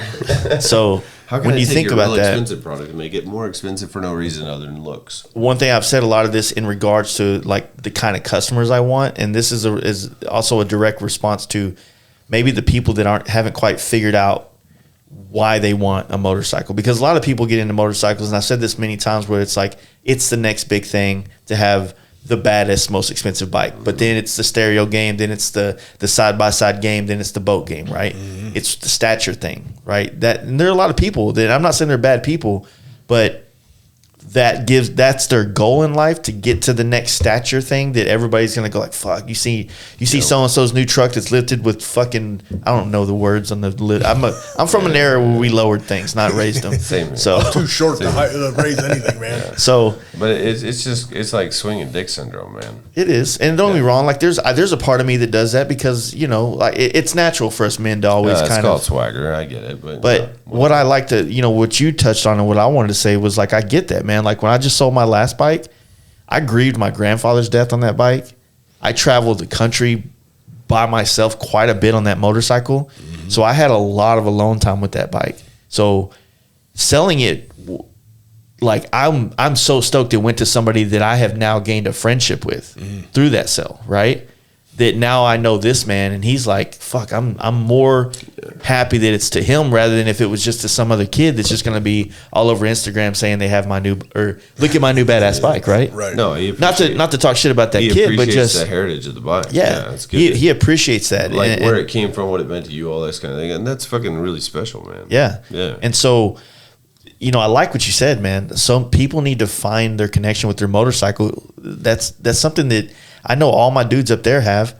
I mean, some of them don't have those bikes that are on the deal anymore. They've moved on to other bikes, but there was a point in my life where I went through quite a few bikes, and then you hit one that's like, man, I just don't want to get rid of this motherfucker. Yeah. It just works, I had a lot of experiences on that FXR that I didn't want to get rid of it either, And I have a white big wheel bagger on the wall downstairs that that bike had 3 different iterations of it in its lifetime with me. I owned it for 7 years. And you've been to the east and the west twice. And and I rode that thing. Once, west twice. Went back to Arizona Bike Week, and everybody pissed on your parade, and you're like, fuck these fags. And at the time, Jay said, fuck these faggots, because that's where he was in his podcast. This is years before the podcast, but that was my mindset, man. But at the end of the day, I mean, there was a hater in me at the time, because I was trying to become somebody in the industry, and I was trying to do it. His bikes. I was trying to do it by doing what most people didn't find that interesting in the motorcycle industry at the time. And so, when it comes to like, I think when I was telling you earlier that I left my bike club, you know what I mean? Like I was really trying to think like, because the way I said it, it sounds so asshole-ish, right? Like, but you know how like when you get certain groups that are just so stuck on to the bar and back on the weekend.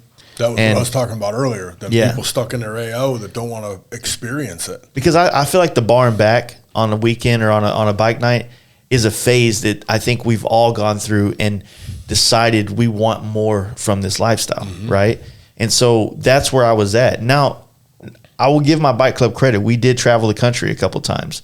But the way that I travel now, that would have never happened. If I would have never got out of that bike club and surrounded myself with some other people that were doing other things, I would have never been able to step into the other. And so much of my life changed in 2016. And it was because I changed a bike platform. I went to a different scene that valued different things in motorcycles.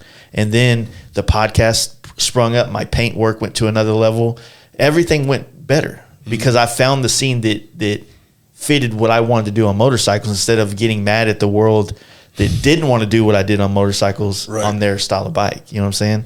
So, like I said, it's about, I think that, you know, the people that come in your life, you know, they really matter as far as you gaining perspective from them and helping it grow on how you see the world. You know what I'm saying?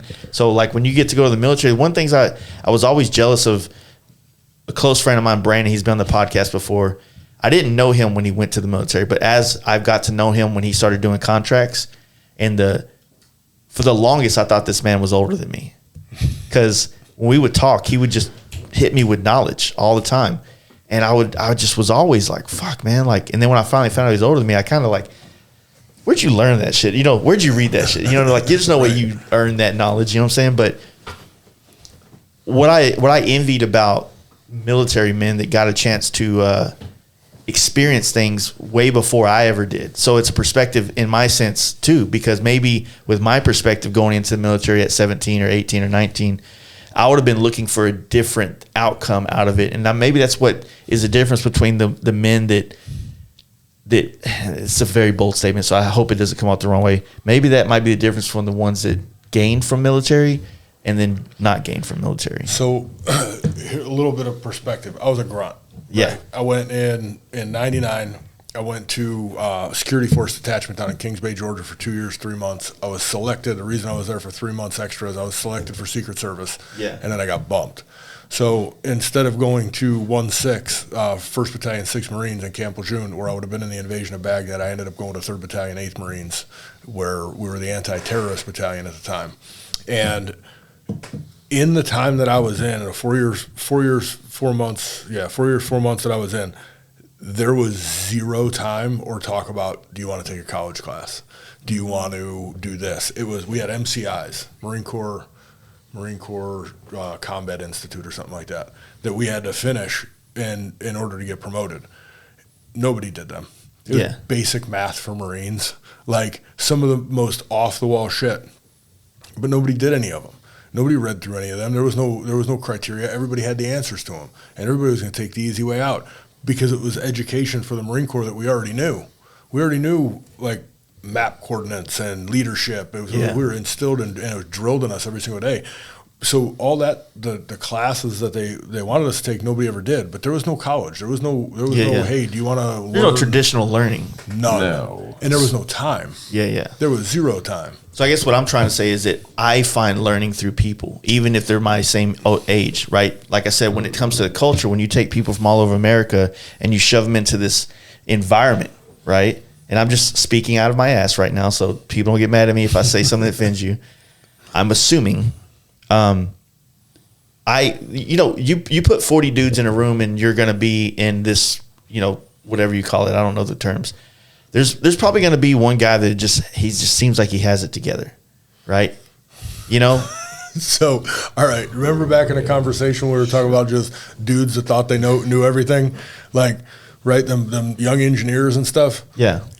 That was a brand new lieutenant. So if somebody that you're taking orders from just got out of college and you have guys that have been been in the grunt units for 6-7 years and they have to take orders from this guy that thinks he knows what he's talking about. So like 9 times out of 10 when you got our platoon into a room, we were cracking dick jokes and fighting each other, like literally beating the shit out of each other. That was what we did. I mean, we were grunts. Legit, that's not even a fuck around joke. That's what we did. If we weren't fighting somebody else, I had a guy that in my platoon that we would beat the shit out of each other every Saturday. And it carried all the way through Japan until the last time I saw him at a reunion. I mean, it's absurd. But that's crazy. The learning, like camp experience I had was right? weird, same shit. Learning from people, like you learn life experiences. Like I said, like my mom and my sister passed away when I was 7. So when you are in a group of people that has other traumatic experiences that they've gone through up until that point in their life, you learn a lot about each other. Yeah. Now, like learning outside knowledge of like wisdom, there was no wisdom. Yeah. It was a lot of dick jokes. But I get 100% what you're saying, because now looking at my life, everybody that I surround myself with, I'm like a fucking sponge, man. And that's just the way I look at everything.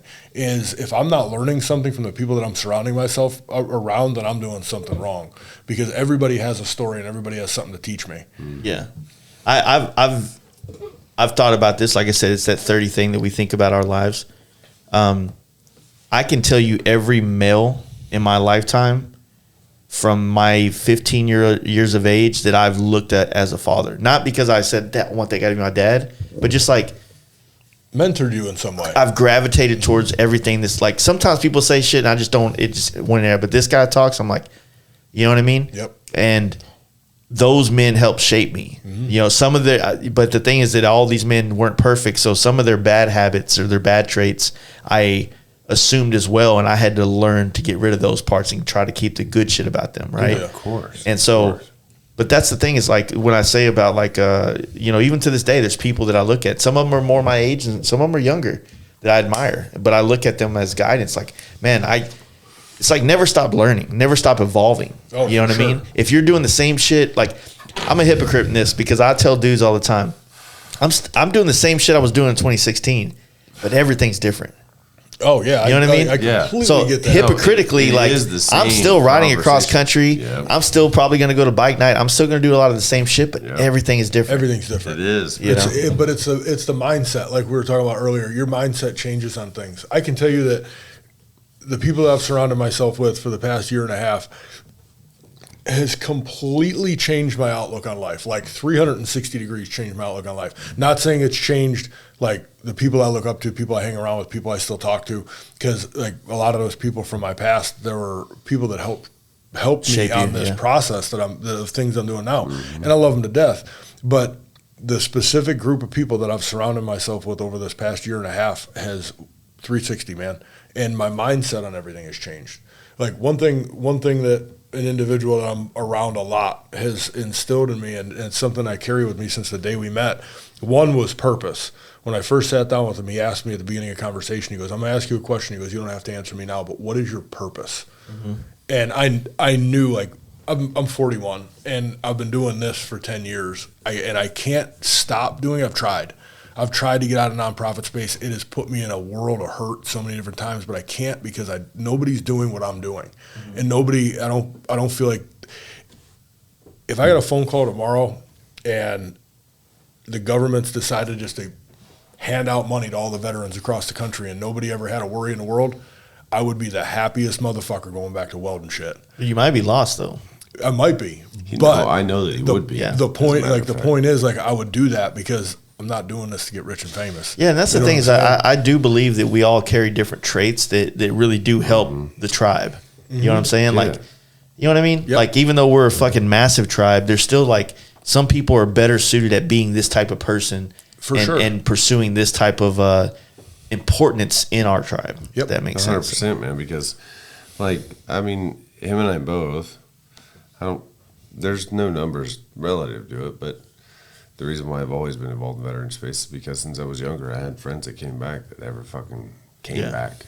Like, they came back. You look at, like, they got rid of themselves, and it was difficult, man. It was super hard for me. It's funny because you talk to some like Vietnam vets and World War II vets. Yeah. And like, what are you pussies fucking, what are you crying about? It's the same thing. We're going through the same thing they did. Most terrifying people to deal with, though. Well, yeah, but we're going through the same thing that they did, but there wasn't a name for it back then. No, not at all. Yeah. And you look back on those guys, and it's like, how in the fuck are so many of you still alive when we've got dudes 22 a day still, as far as I know, Yep. that are killing themselves? And it's like, you look at it, and everybody asked me when I went after Scottsdale Harley for my ride why I wanted to do it. The owner of Scottsdale Harley was the owner of GoDaddy, Bob Parsons, right? I walked into a dealership one day, and we were riding there for a year and a half at this point. And I walk into the dealership, and there's a black Road Glide on a ramp or on a lift, and it had Marine Corps ribbon stack, a girl pinup with dress blues on, and then a bunch of other unit insignias all over the bike. Very well done, decked out to the nines. And I was like, whose bike is this? And this little sales lady, Judy, who I'm still dear friends with today, she walks up, she goes, that's the owner's bike. I said, I want to talk to the event coordinator right now. I want to do an event out of here. And they're like, why? And, somebody asked me at one point, they're like, you just want Bob Parsons' money. I was like, no. I want to know how a Lance Corporal, Purple Heart recipient in the Marine Corps during Vietnam is a multi-billionaire. That's what I want to know. Of course. Yeah. I want to know an individual like that to understand his mind. I don't want his money. I want his community and the people that he surrounds himself with, because he surrounded himself with a group of people that have lifted him up. That's the hard part, right? Because that old saying of surround yourself, if you surround yourself, if you're the, what's the thing? You're the smartest person in the room, you're in the wrong room. Well, it's like if you want to be a millionaire, surround yourself with millionaires, right? Yeah, of course. But it's like, you just said that wrong. So if you want to be a millionaire, if you want to be a millionaire, surround yourself with billionaires. You said if you want to be a billionaire, surround yourself with millionaires. You be a broke motherfucker. But anyway, my point is that you have to be the smartest man in the room. You want to grow upon your community. You want to be this tangible asset to this growth of the number of people that you know that are the least. So like the 5 people that you know are the smartest people you know, because you'll elevate yourself. See, it puts myself in a conundrum, because when I start feeling very complacent in life. Are you getting ready to tell me that you don't know any smart people? No, I know a lot of smart people. All right, I'm but just checking, because that would be real shitty. I'm just calling every one of Jason's friends out right now and let him know that Jay is maybe or maybe not. No. I just look at it like I want to elevate my circle. For sure. But sometimes I feel like in order to do that, I need to step out of that circle and go explore, and try to like, I don't, no matter how you look at it, it sounds like using, it sounds like taking advantage, but it's like absorbing is the way I like to look at it. If I'm around people, I listen, you know what I'm saying? And I take in and I see, how do you operate? I'm very observant in people, you know what I mean? Well, you understand art. Yeah. Art is the difference between, using one person's work as representation of your own work. That's copying and stealing. If you use numerous people's work in order to create your art, that's research. Yeah, exactly. So, and that's part of the whole deal. So like when I want to, you know what I mean? I don't want to be, again, to the same analogy I just made, I don't want to be doing this same shit in another year. I want to be doing the same shit, but differently. Way. Yeah, you know what I mean? 100%. No, and I want it to go to wherever this is going to go. So I'll hopefully still be doing a podcast. You want to flow this platform into what it's tailored. Very similar to how. Pull yours back just a little bit. No, like away, because it's catching your microphones. Yeah, better. Or the speakers.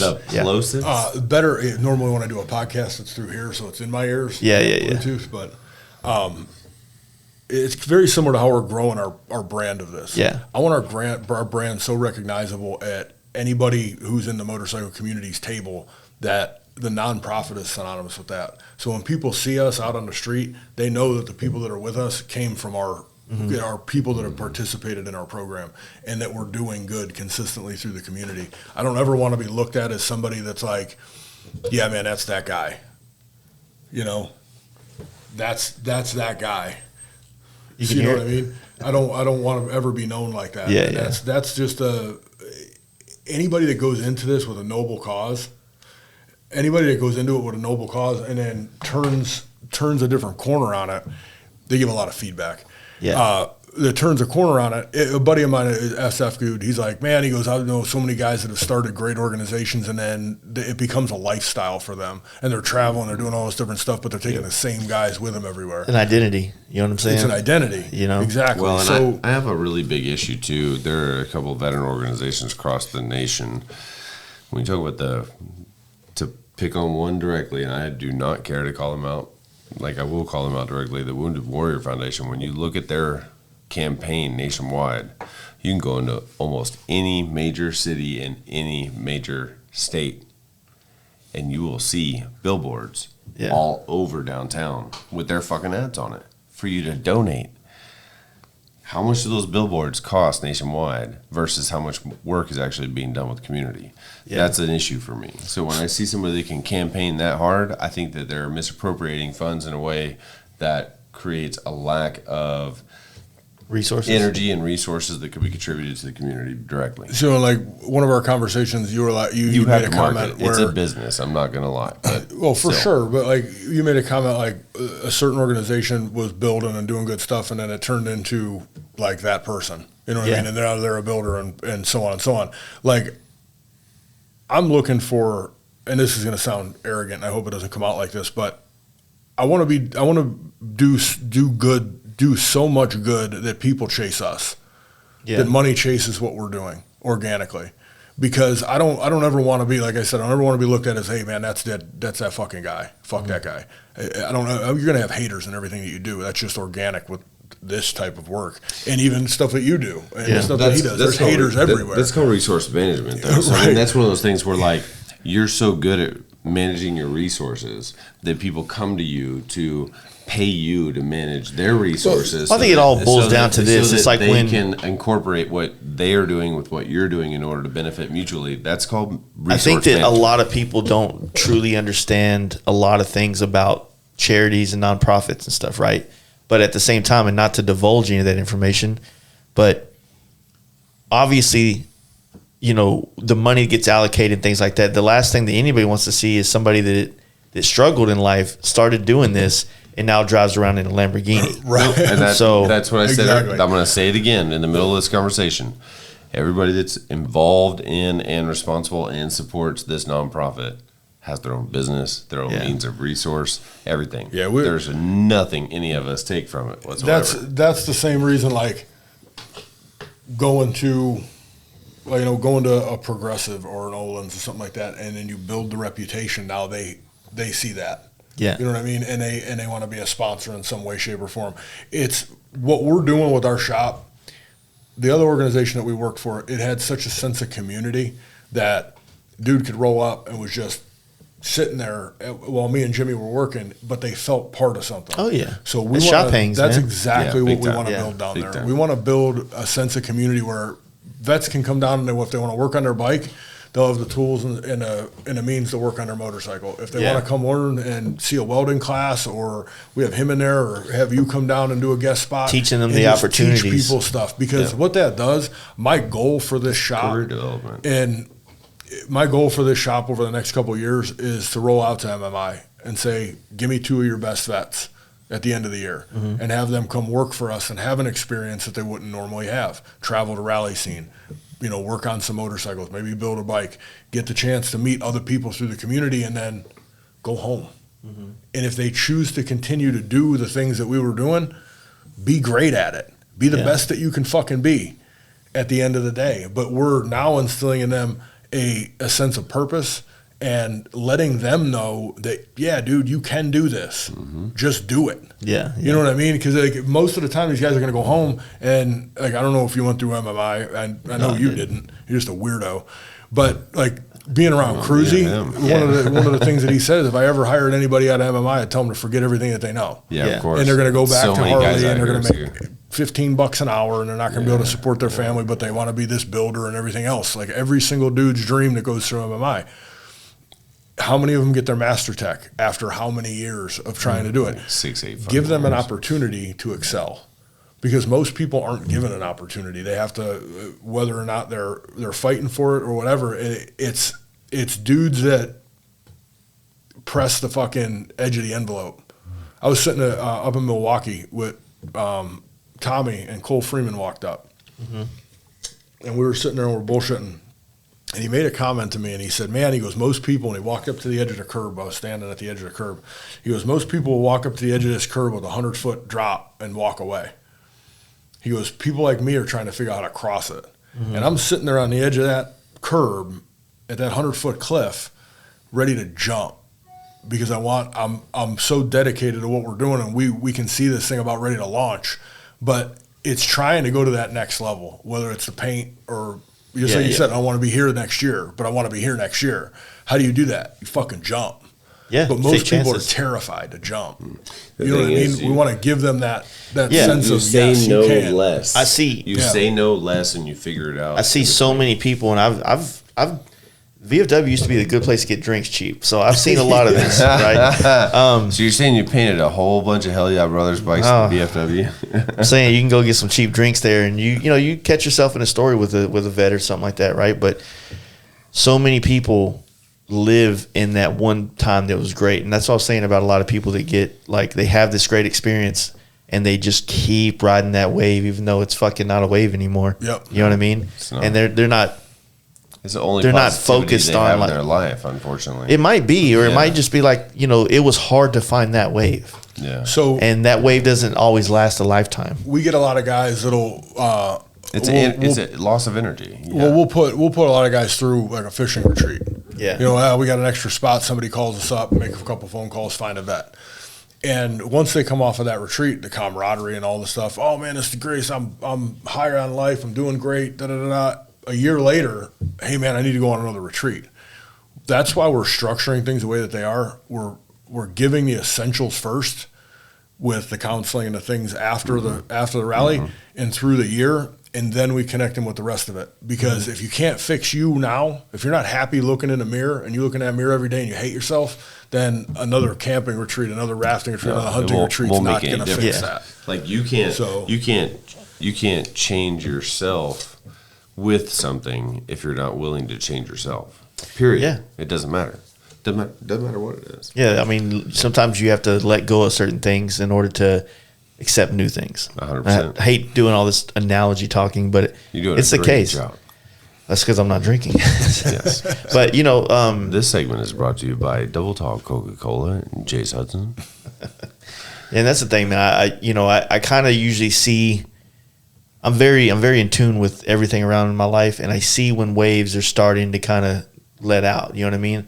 And I'm always looking. Okay, well, this doesn't interest me. Is what it did 2 years ago. Like I've been riding this wave too long. It might still be good, but I don't want to get stuck on it. So I want to go find something else. There's a loss of energy potential, and so you walk away from it. It's not that I want to find something else completely. Like I want to go, like I said, from the motorcycles to the side by sides or the boats. Right? No, I just want to find the new, motivation, the new. Well, I mean, you use dopamine a wave hit. Basically, well, yeah, you use a wave analogy, but it's a solid analogy because if you look at it, like I can't surf to save my fucking life. I sink that motherfucking board. I tried it once, but you catch a wave and you learn, and it's a small wave, and you're learning, and then you get that next one that's a little bit bigger, and it's a little bit bigger, and every single stage of your life is that bigger wave, and as you grow, the people that you surround yourself with, or the people that come with you from the first wave, like everybody's learning something. Yeah, you know what I mean, and this community, as far as all that goes, it has so much of the brand new person. I mean, you look at the demographic that's riding right now. I had this conversation with Cruzy while we were over there in Sturgis. We're sitting there at the Buffalo Chip, and he goes, man, the last time I was here, it was all 40-year-old titties. He goes, now it's all these young people everywhere. Yeah. These people, I said, so they're all 60 or fucking 56? I've been traveling to rallies for 3 years, and I've been telling him, you need to get out here. You need to see this. And he stopped going to any of the rallies. He was with Nassie, I think, at the time. Back then, and when he went out on his own, and he's like, man, he goes, I've been to Sturgis, I've been here, I've been there, and it's all the same shit. And I'm like, you don't get it, man. Like these guys are stunting, and you did he started doing that in front of our clubhouse out in Phoenix, doing these fundraisers. Like that's where all this stuff started with Tall Boy and a lot of these guys, and it's like, come see what you built, dude. Like, well, that's the thing I've always used to analogize Sturgis, right? Sturgis is every generation's bike event, right? And so if you don't come to it, if you're into the vintage choppers, but Sturgis is too different for you, and you never go and make yourself known, make your presence known. And a lot of people don't care about the community on a bigger scale. They don't care about their place in motorcycle history, their genre, their scene's place, right? But, and not to say that that's something I do care about. I do care about, Sturgis being all these guys that I've found across the country that are now wanting to ride, or I've inspired, or have inspired me, or whatever the case. Like I like seeing it go from big wheels to fucking, you know, to tall suspension or whatever the case may be. So, yeah, good job. But you know, like so I'm saying, like it's up to brands to, you know, that's the way I think about them giving back, is going and be representative of the culture that they represent. Yeah. And I mean, it's just like the giveaways that I'm doing for him. Yeah. It's everybody who is in tune with our community. Mm-hmm. It's every single, like, I would literally say that everybody on that list, you would fucking say is a friend of yours. Yeah. Or somebody you have spoken to numerous times. I know most of them. Yep. And I think that's amazing because I haven't done anything selfishly in the motorcycle industry where I'm like, hey, I want something. Or, like, I could have very easily just made the same list and got a list of parts and shit for myself and built a motorcycle, right? Mm-hmm. Instead, I got that same list of parts that I want everybody else to have, and I'm giving them away. Yeah. I could take that same exact fucking list with the same favors and fucking build something for myself. Well, but I don't care to, because I literally want everybody to support this guy and what he's fucking doing. And then I want everybody else to have the opportunity to fucking, like, gain anything from it. Yeah. Well, it helps awareness of it, but man, we've been doing this 3 hours, so we've done a good job. Oh, I know. It's about time we shut the fuck down. Yeah, man. I realized we were sitting there that long. It's good, man. It's fun. You're right, man. We definitely would have a you know, a connection. Like, and that's something I have to find whenever I do podcasts. I have to, you know, I can sit here and listen and absorb. That's one thing I pride myself. I can listen when I'm not knowledgeable. I'll shut the fuck up, right? You know, sometimes arrogantly, I probably talk too much when I am not as knowledgeable as I should, or also I could be. You're drinking. Yeah, that's what the alcohol does to you. Yep. But no, I really enjoyed this. I think it's I still don't know a whole lot about that world and that community, but it's also because it's not as close to me as it is for so many other people in this world. And so, you know, I'm stoked to hopefully it resonates with somebody. And, you know, and navigate a little bit of that conversational external from, like, the audience that he has directly to, which I really appreciate. I gotta see, like we were talking about earlier with events and stuff like that. Hopefully everything kind of bounces back next year, and goes to original dates. To see where we're at a couple of months out of the year and see where we can get out to, because either Phoenix or Boston. I went up to Boston for the first time. It was a run that we did in Phoenix, and the guy came out. You familiar with Rolling Thunder in DC? Mm-hmm. I've heard of that brand. Yeah. So you've ever seen the pictures of the guy that stands there and salutes for 7.5 hours or whatever for all 100, 200, 300,000 motorcycles? Every bike that goes by. Andy Biggio, the founder of the Boston Wounded Vet Run, and Tim Chambers came out and met me when we decided to do the ride. And it was our second year. I decided me and a crew were going to go up to Boston. And everything taken care of, was all sponsored trip. And we go up there, and I rode with 7,500 motorcycles for 5 veterans. And they gave $20,000 to each vet. They gave away a bike that year. They gave away a car that year. They fixed somebody's house that burnt down that year. And they set these people up to a place to where it elevated them. Because it showed, one, because a lot of people, especially combat wounded vets, they don't think they matter. They think that it's just, you know, it was my job, I did what I did, and I just got to deal with this shit. And it just put these guys in a place to where it elevated them. And in that specific run, there was a kid there that was in 4th grade when 9/11 happened, and he was a double amputee Marine. And I'm looking at this kid, and I remember I was down on base. I was at the sub base when 9/11 happened. I was on post when the shit was hitting the fan. Mm-hmm. And I'm sitting there, and I'm looking at this, and this was 15 that I was in Boston. And I'm thinking about this, like, this kid was in 4th grade. I was 20, whatever years old, sitting on post watching all this shit go down, and this kid was affected by something, and I've been out since 03.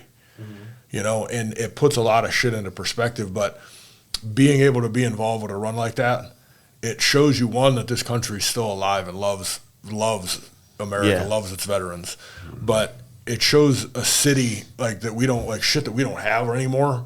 It shows a city that comes together for that. Well, it's like, you've been to the Northeast, so, like, you guys took the trip up to Maine and everything. When you travel through that area, just like I did recently, every community up there, dude, was like super patriotic. Oh yeah, massive you see the fucking flags and every bridge the little had flags, draped ones that they All do, the that little shit half was circles. everywhere. Sick. Man, Northeast is amazingly patriotic. And It's crazy because when you see that and you ride through it, you're like, "Fuck, man!" Like, oh, they do like America, but then you come back to Texas, and then everybody and then you talks see the about that news, area and on you're the like, news, they're It like, was that run that we everybody were in on- New Hampshire hates the fucking Republicans and the Texans. It was a 2-hour ride.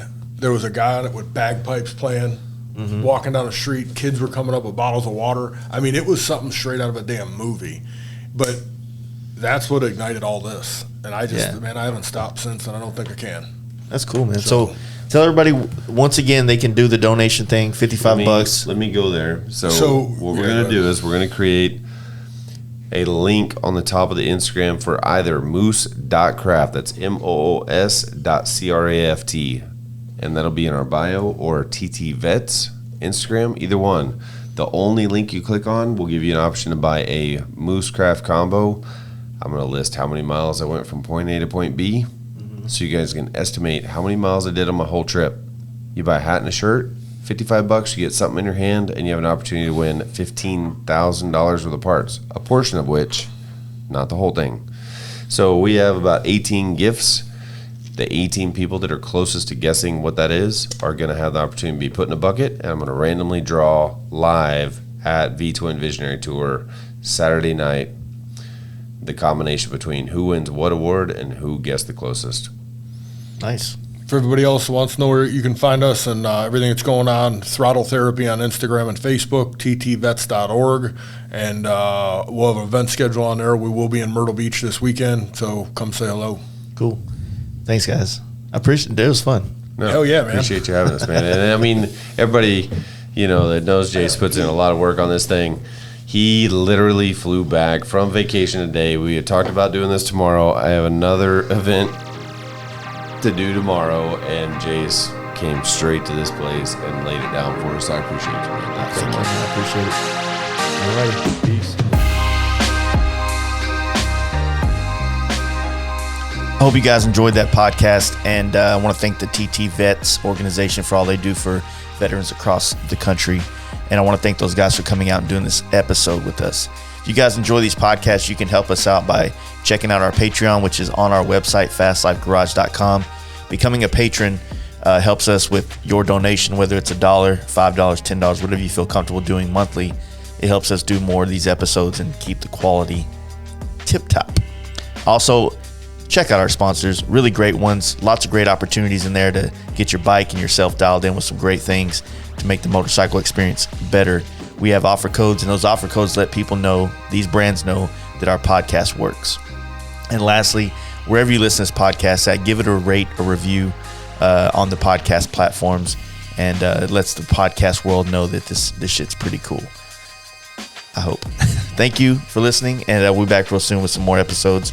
You guys have a great week and weekend, and we'll see you back soon.